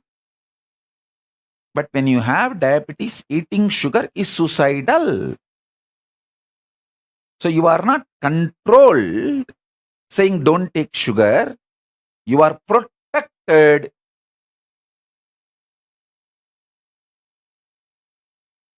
With the understanding taking sugar is suicidal when you are diabetic. Even otherwise, taking sugar is not good for health. That is separate. I am telling you, listen. People think, let me find wealth, then I'll decide what I want to do. Hey, by the time you find wealth, you abused you and built a wrong mental setup. When will you break that? That breaking that becomes a big headache.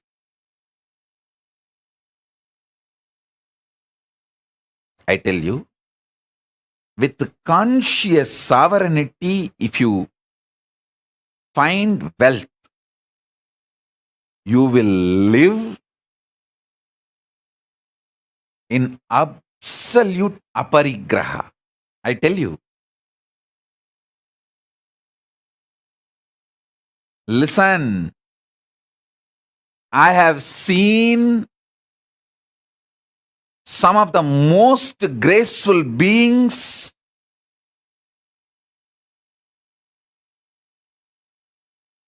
demonstrating minimalist lifestyle, literally having the amount of wealth equivalent to kings. Whether Tiruchiswami is the founder and head of the Kailasa Mahasamsthana in Bangalore, which has branches all over India. He built a beautiful Devi temple which is literally now golden temple. The whole Garbhagriha, Vimanam is golden and Garbha Mandir is golden. He literally built a golden temple for Devi. And the amount of wealth around him and the minimalist life he lived, he had everything, including golden throne, crown, jewels, everything. He will sit in the golden throne, silver throne, on those timings when he is receiving the Pada Puja or when he is doing his responsibilities.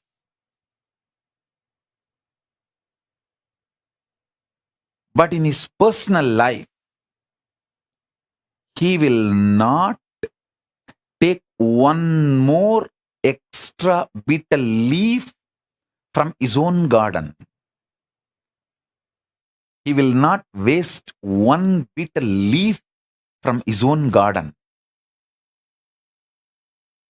And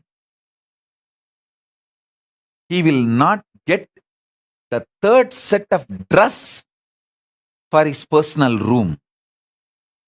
I asked him once, Swami, it is all for you. Why can't we have the few more sets of dress?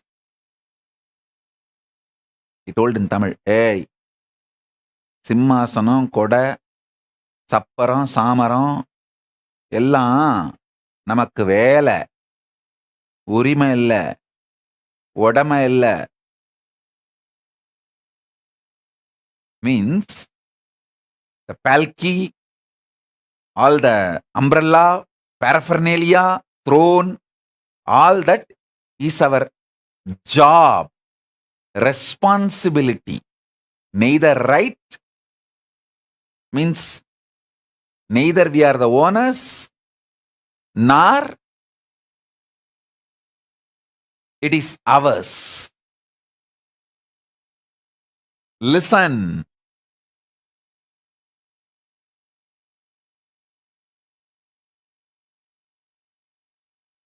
When you find conscious sovereignty, you will have the ultimate clarity about wealth. Why wealth? And you will accumulate it with the right mental setup. Wealth will never bind you. It will only be under you. It can never imbalance you or delude you. Make you behave, think unscientifically. Listen. Wealth is one of the drug. Can make you think irrationally and unscientifically. When the greed for wealth enters, you commit crimes which will not allow end of the day for you to enjoy the wealth, even if you acquire.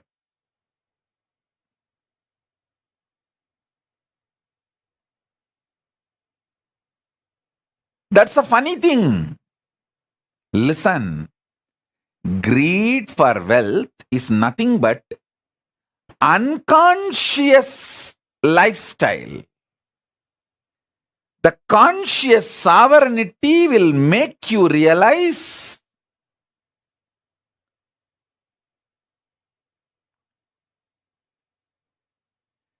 purpose of everything, purpose of health, purpose of wealth. See, what is the purpose of my health? I should be able to sit in Padmasana for any number of hours I want to sit, and my brain should be fresh, alive, to download the Akashic records and radiate it, share it with you all. That's all is the purpose of my health. So because I know the purpose, I keep myself healthy for that purpose. Over.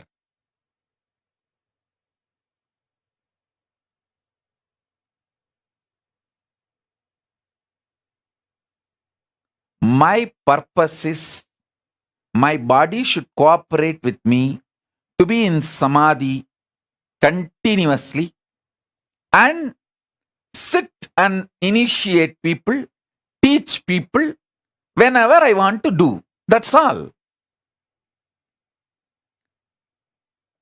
Because the purpose is clear. I keep myself healthy for that. Many times, people want to be healthy, they start building six-pack, gymming, bodybuilding, all that. But after a few days, that six-pack and muscles, bodybuilding, the showing, that becomes so important and addictive. People take the banned drugs, steroids to look and lose health. Please understand, there are many people who build body so unconsciously without knowing the purpose, they lose the body itself in the process of building the body. See how many bodybuilders die.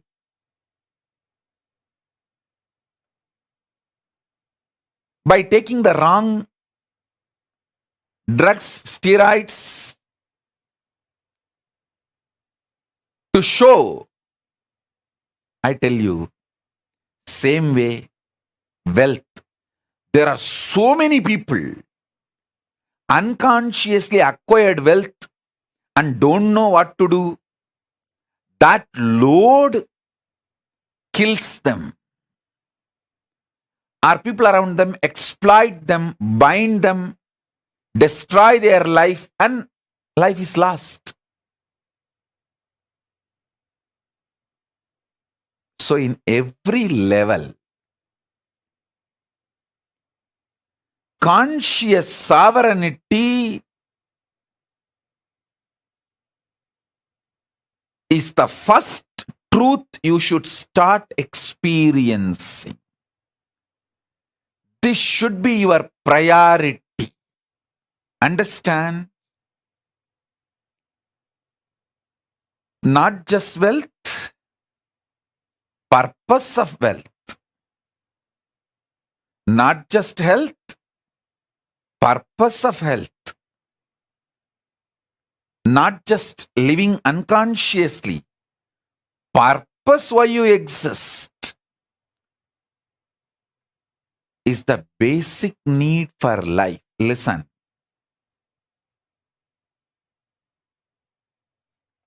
Delusion is suicidal.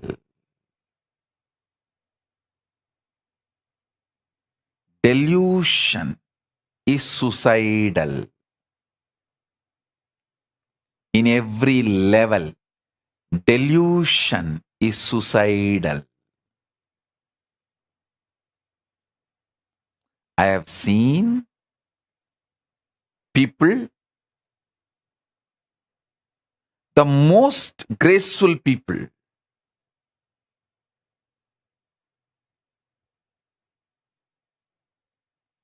and I have also seen most stupid people. I have seen people not just talking something in the morning, talking something in the evening. Even in one conversation, the beginning they will talk some logic, and just in few statements they will completely opposite to the logic with which they started. I have seen sometimes people having one logic and talking for the other logic. I have seen that level loses. That kind of deluded people.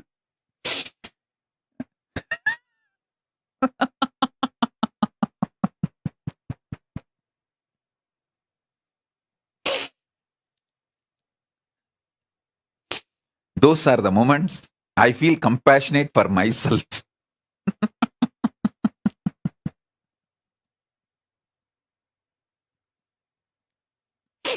I feel really compassionate for myself.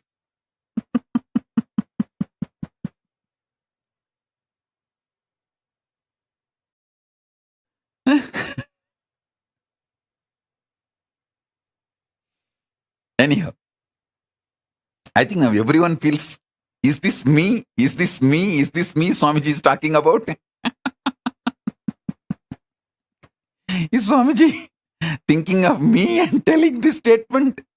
Is Swamiji thinking of me and telling this statement? Anyhow, listen. I have seen all kinds of people. With my experience, I wanted you to know time spent on understanding conscious sovereignty is the best time spent. Understand? Listen.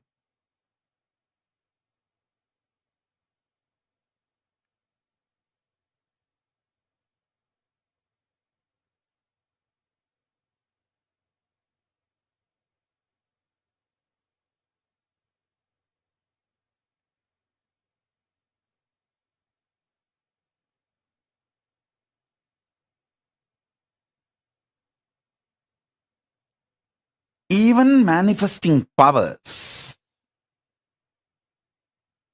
manifest the right power for your purpose. Understand? The purpose you want to exist.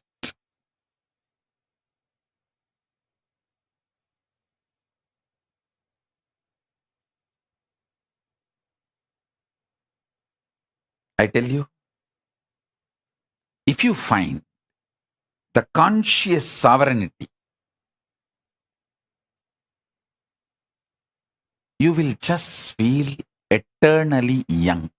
See, finding conscious sovereignty is not some difficult. You just need to know the larger purpose of your existence. Just be scientific, logical, rational to your higher purpose, larger purpose. Stop the shitty idea of you have only one life. That is the biggest shit dumped on you. You have been brainwashed with unwashable shit called you have only one life. Drop that shit. Your consciousness, assuming bodies after bodies, till you achieve your absolute conscious sovereignty. These are fundamental cosmic truths.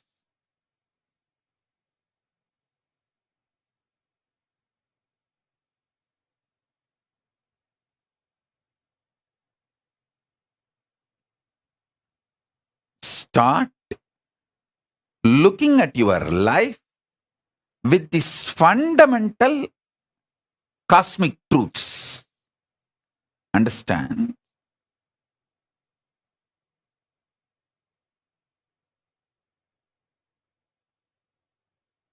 Stop associating yourself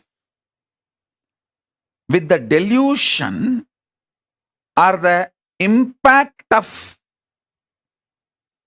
drug called delusion on your brain as you. See, the impact of the delusion drug on your brain forms a fog called mind. You associate yourself with that and make your life's decisions, which is absolute unscientific. Listen, absolute unscientific.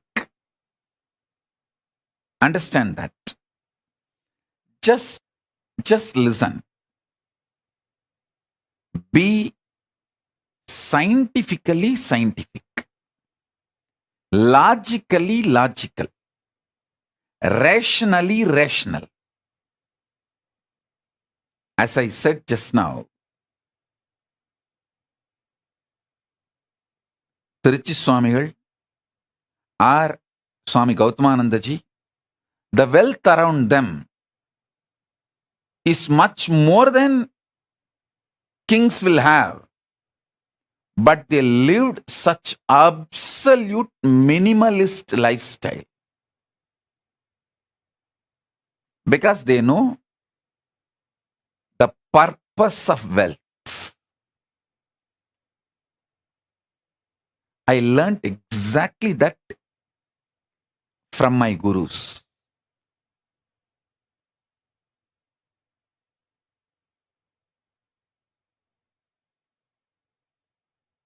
Kings living minimalistic lifestyle is possible only in Hindu tradition. Because if you know the conscious sovereignty, you will know the minimalistic lifestyle is powerful. It's an absolute power.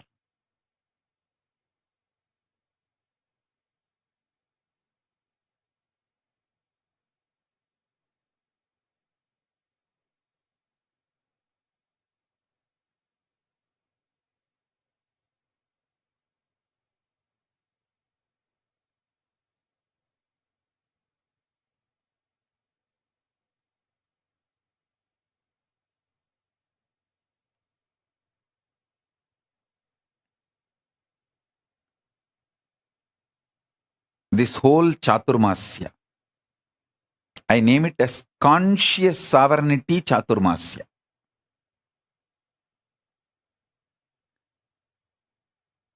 Manifesting powers through conscious sovereignty. See, manifest the right powers. There are many powers you may not need. That may just become load on you. Manifest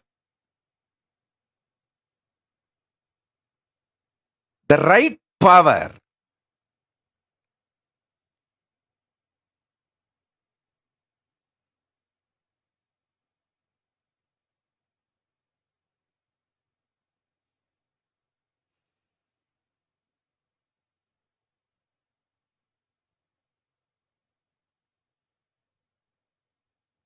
Especially manifest powers by breaking the prenatal patterns called karma and postnatal karma called patterns.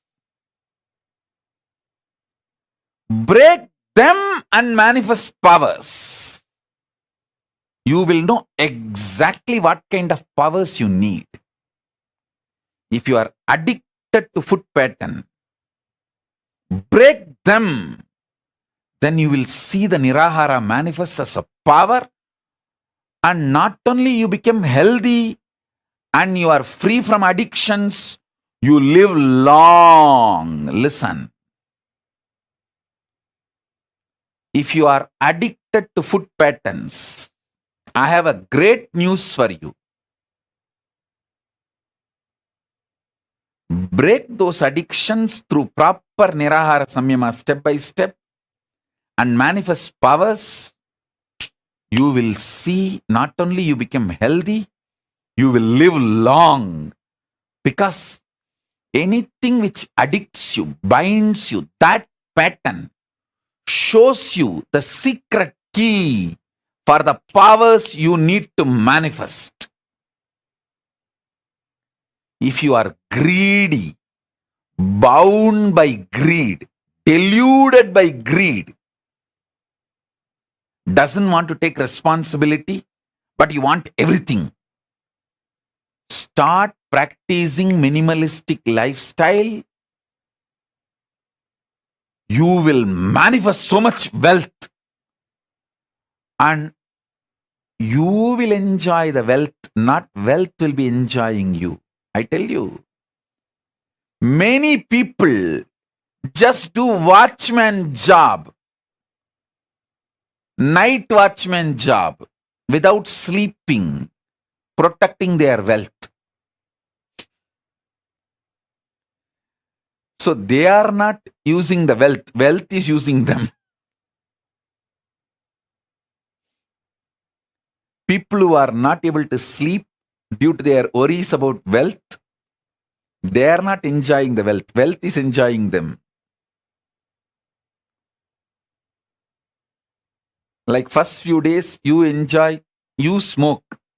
Then cigarette smokes you. Understand what I am trying to tell you.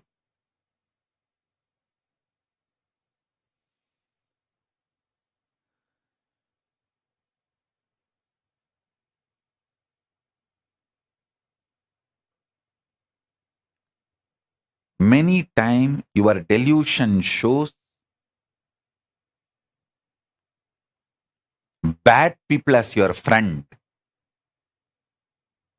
good people as your enemies.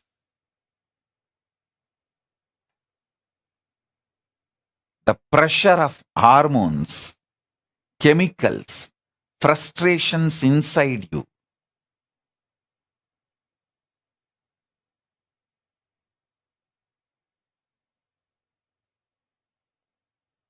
deludes you so badly.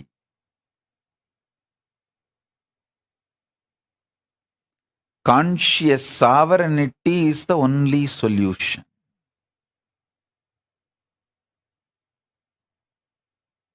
Break from all postnatal, prenatal patterns.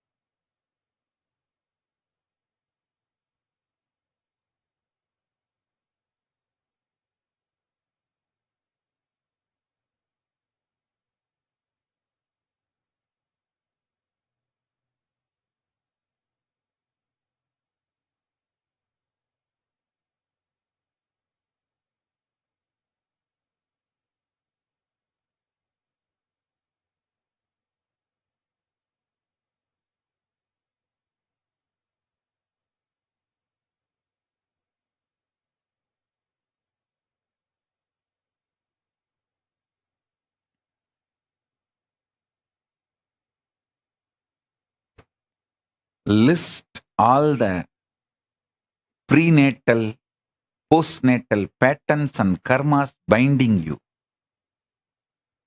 Those patterns hold the secret key. What powers you should manifest and what kind of powers is right for you.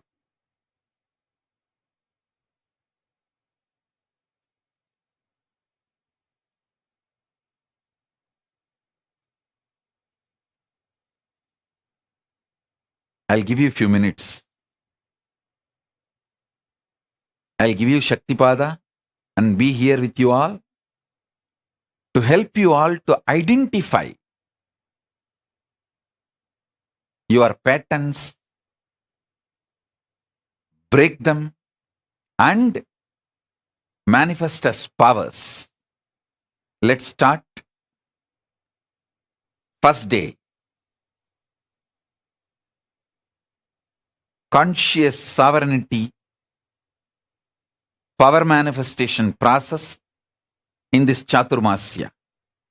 Get paper and pen, sit. Pen down all the patterns which chains you, binds you. Start writing.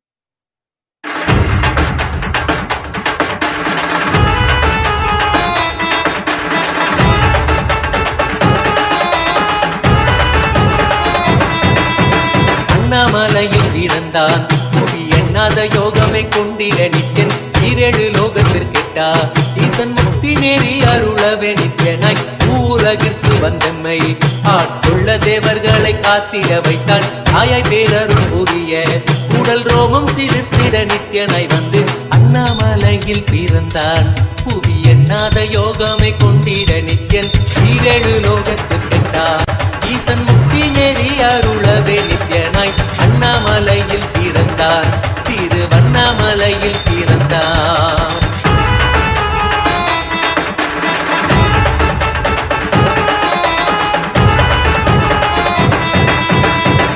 கிளப்பி விட்டேனில் பர தத்துவம் கற்பித்த பாரமஞானியாய் ஞானக்கண் கொடுத்த தமக்கே ரூபம் காட்டிய மாய வித்தை செய்யும் நித்யன் வித்தை கிளப்பி விட்டேனில் பர தத்துவம் கற்பித்த பாரமஞானியாய் ஞானக்கண் கொடுத்த தமக்கே ரூபம் காட்டிய மாய வித்தை செய்யும் நித்யன் அண்ணாமலையில் பிறந்தான் புவி எண்ணாத யோகமை கொண்டிட நித்யன் ஈரேழு லோகத்திற்கெட்டா ஈசன் முக்தி நெறி அருளவே நித்யனாய்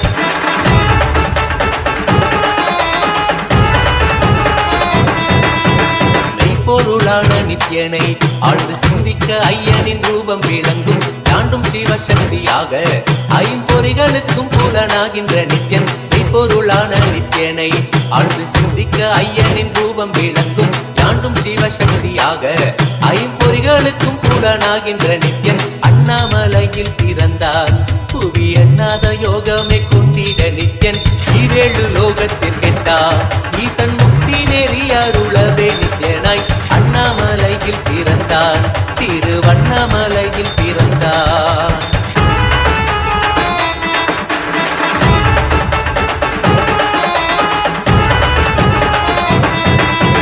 உள்ளும் பூரமும் இருந்து உயிர் பக்குவமாக்கிடும் பரமனாம் நித்யன் ஞானப்பாடி தங்கள் ஏழும் கொண்ட ஞானமும் ஆகிய ஆண்டிடும் நித்யன் உள்ளும் பூரமும் இருந்து உயிர் பக்குவமாக்கிடும் பரமனாம் நித்யன் ஞானப்பாடி தங்கள் ஏழும் கொண்ட ஞானமும் ஆகிய ஆண்டிடும் நித்யன் அண்ணாமலையில் பிறந்தான் புவி எண்ணாத யோகமை கொண்டிட நித்யன் ஈரேழு லோகத்திற்கெட்டார் ஈசன் முக்தி நெறி அருளவே நித்யனாய் அண்ணாமலையில் பிறந்தான் நித்யன் அண்ணாமலையில் பிறந்தான்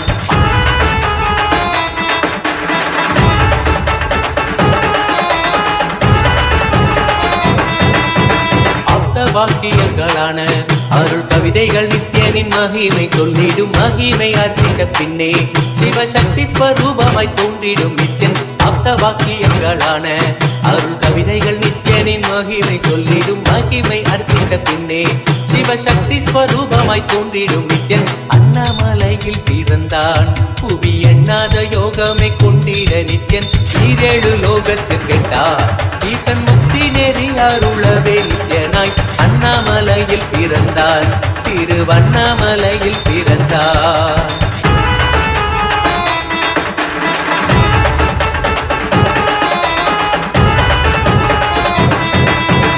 புண்ணிய கேத்திரம் தனிலே நித்யன் உன்னத நீலை ஊழத்தில் வருமே விண்ணவர் மன்னவர் ஒப்ப அகிலம் ஆளும் கீர்த்தியுட ஈசன் நித்யானந்தன் புண்ணிய கேத்திரம் தனிலே நித்யன் உன்னத நீலை ஊழத்தில் வருமே விண்ணவர் மன்னவர் ஒப்ப அகிலம் ஆளும் கீர்த்தியுட ஈசன் நித்யானந்தன் அண்ணாமலையில் பிறந்தான் யோகமே கொண்டிட நித்யன் ஈரேழு லோகத்திற்கெட்டார் ஈசன் முக்தி நெறி அருளவே நித்யனாய் அண்ணாமலையில் பிறந்தான் நித்யன் அண்ணாமலையில் பிறந்தான்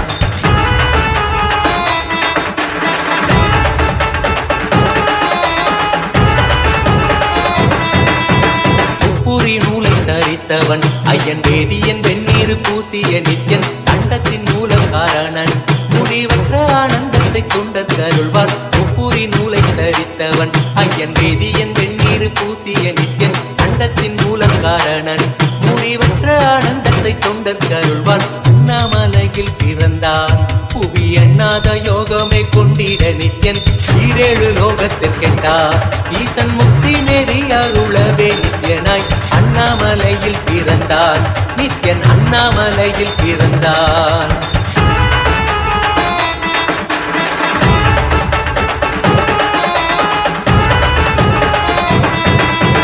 பேரறிவு பொருள் நித்யன் உலகாளும் ஊரை மன்ன மன்னவர்களித்தவன் அர்த்தநாரீஸ்வரனாக அருள் செய்திட்டே எம்மை ஆட்கொண்டிடும் நித்யன் பேரறிவு பொருள் நித்யன் உலகாலும் ஊரை மன்னவர்களித்தவன் அர்த்தநாரீஸ்வரனாக அருள் செய்திட்டே எம்மை ஆட்கொண்டிடும் நித்யன் அண்ணாமலையில் பிறந்தான் புவி எண்ணாத யோகமே கொண்டிட நித்யன் ஈரேழு லோகத்திற்கிட்டா ஈசன் முக்தி நேரி அருளவே நித்யனாய் அண்ணாமலையில் பிறந்தான் நித்யன் அண்ணாமலையில் பிறந்தான்.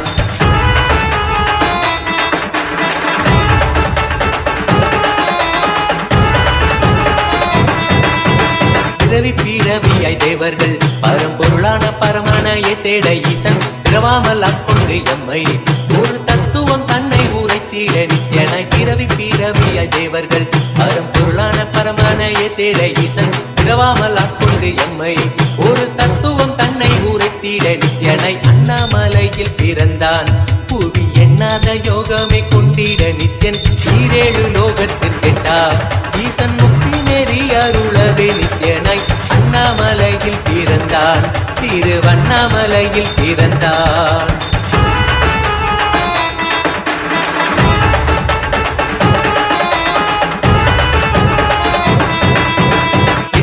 வடிவமுடையவன் என்னும் எண்ணம் கடந்த முதற் பொருளானவன் பிறவி எடுத்தே சலிக்க அருள் தாகத்தை தீர்த்தன் வினைகள் களைந்தான். எண்ணில்லா வடிவமுடையவன் என்னும் எண்ணம் கடந்த முதற் பொருளானவன் பிறவி எடுத்தே சலிக்க அருள் தாகத்தை தீர்த்தன் வினைகள் களைந்தான். அண்ணாமலையில் பிறந்தான் புவி எண்ணாத யோகமே கொண்டிட நித்யன் ஈரேழு லோகத்திற்கெட்டா ஈசன் முக்தி நெறி அருளவே நித்யனாய் அண்ணாமலையில் பிறந்தான் நித்யன் அண்ணாமலையில் பிறந்தான்.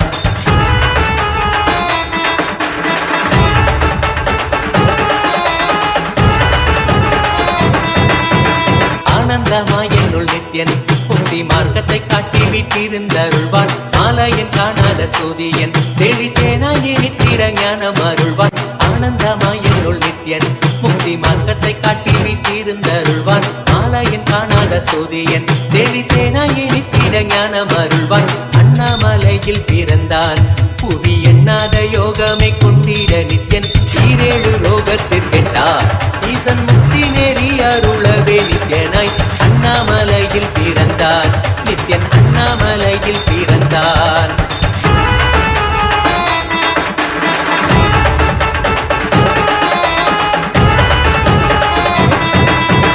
வெற்றி குதிரை எதியே அடியார்கள் கூரைகளை ஏற்கின்ற நித்யன் சூழும் உறவினரோடு வந்த பாசந்தானை யாரு தேயம்மை காப்பான். வெற்றி குதிரை எதியே அடியார்கள் கூரைகளை ஏற்கின்ற நித்யன் சூழும் உறவினரோடு வந்த பாசந்தானை யாரு தேயம்மை காப்பான். அண்ணாமலையில் பிறந்தான் புவி எண்ணாத யோகமே கொண்டிட நித்யன் ஈரேழு லோகத்திற்கெட்டா ஈசன் முக்தி நெறி அருளவே நித்யனாய் அண்ணாமலையில் பிறந்தான் நித்யன் அண்ணாமலையில் பிறந்தான். நித்யனை பற்றுவதொன்றே உபாயம் என்பதானால் பற்றி பிடித்தோம் நித்யன் பாதம் ஒன்றி சதம் அவன் நாமம் சொல்லியே நித்யானந்தம் கொள்ளுவோம். நித்யனை பற்றுவதொன்றே உபாயம் என்பதானால் பற்றி பிடித்தோம் நித்யம் பாதம் ஒன்றி சதம் அவன் நாமம் சொல்லியே நித்யானந்தம் கொள்ளுவோம். அண்ணாமலையில் பிறந்தான் புவி எண்ணாத யோகமே கொண்டிட நித்யன் ஈரேழு லோகத்திற்கெட்டா ஈசன் முக்தி நெறி அருளவே நித்யனாய் அண்ணாமலையில் பிறந்தான் திருவண்ணாமலையில் பிறந்தான்.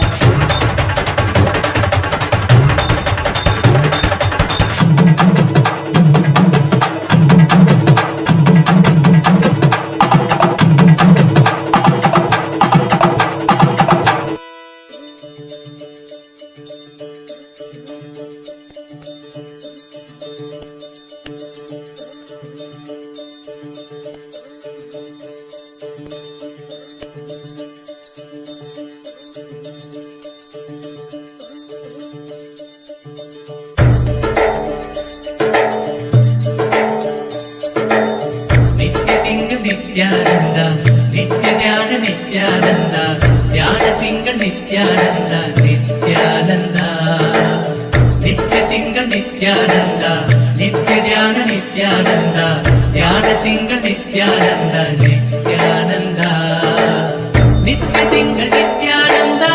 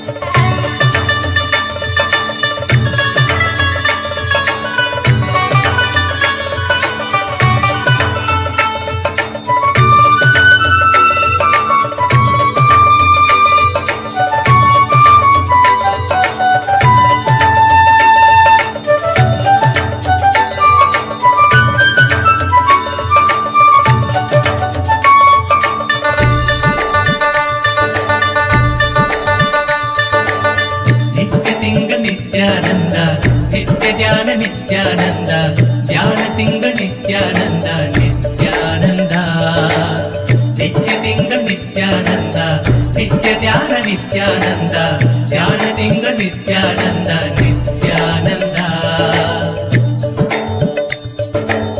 ನಿತ್ಯ ತಿಂಗಳ ನಿತ್ಯಾನಂದ ನಿತ್ಯ ಧ್ಯಾನ ನಿತ್ಯಾನಂದ ಧ್ಯಾನ ತಿಂಗಳ ನಿತ್ಯಾನಂದನೇ ನಿತ್ಯ ತಿಂಗಳ ನಿತ್ಯಾನಂದ ನಿತ್ಯ ಧ್ಯಾನ ನಿತ್ಯಾನಂದ ಧ್ಯಾನ ತಿಂಗಳ ನಿತ್ಯಾನಂದನೇ ನಿತ್ಯಾನಂದನೇ ನಿತ್ಯಾನಂದ ಸತ್ಯವೇತ್ತನೇ ನಿತ್ಯಾನಂದ ವೇದ ರೂಪನೇ ನಿತ್ಯಾನಂದನೇ ನಿತ್ಯಾನಂದನೇ ನಿತ್ಯಾನಂದ ಸತ್ಯವೇತ್ತನೇ ನಿತ್ಯಾನಂದ ವೇದ ರೂಪನೇ ನಿತ್ಯಾನಂದನೇ.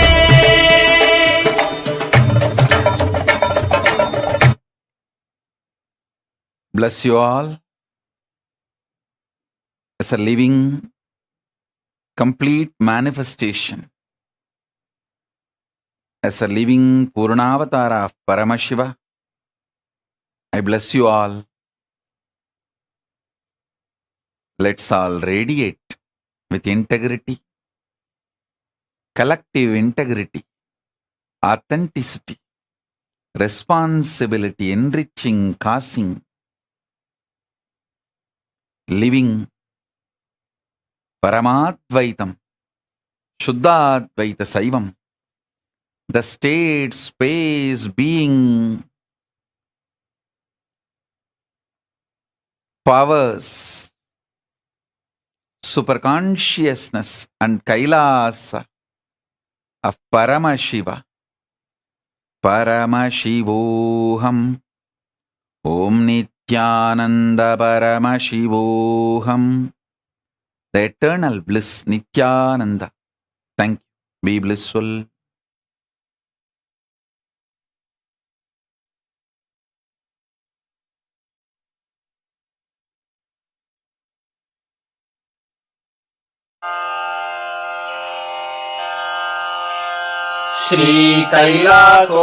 श्रीकैलासोन्नतद्वादशान्त श्यामला पीठारूढ श्रीमीनाक्षि सुन्दरेश्वरा भिन्नस्वरूप परशिवपुत्र रत्न कुमार गुरुमण्यतुल्यावतार श्रीपार्वती स्तन्यपान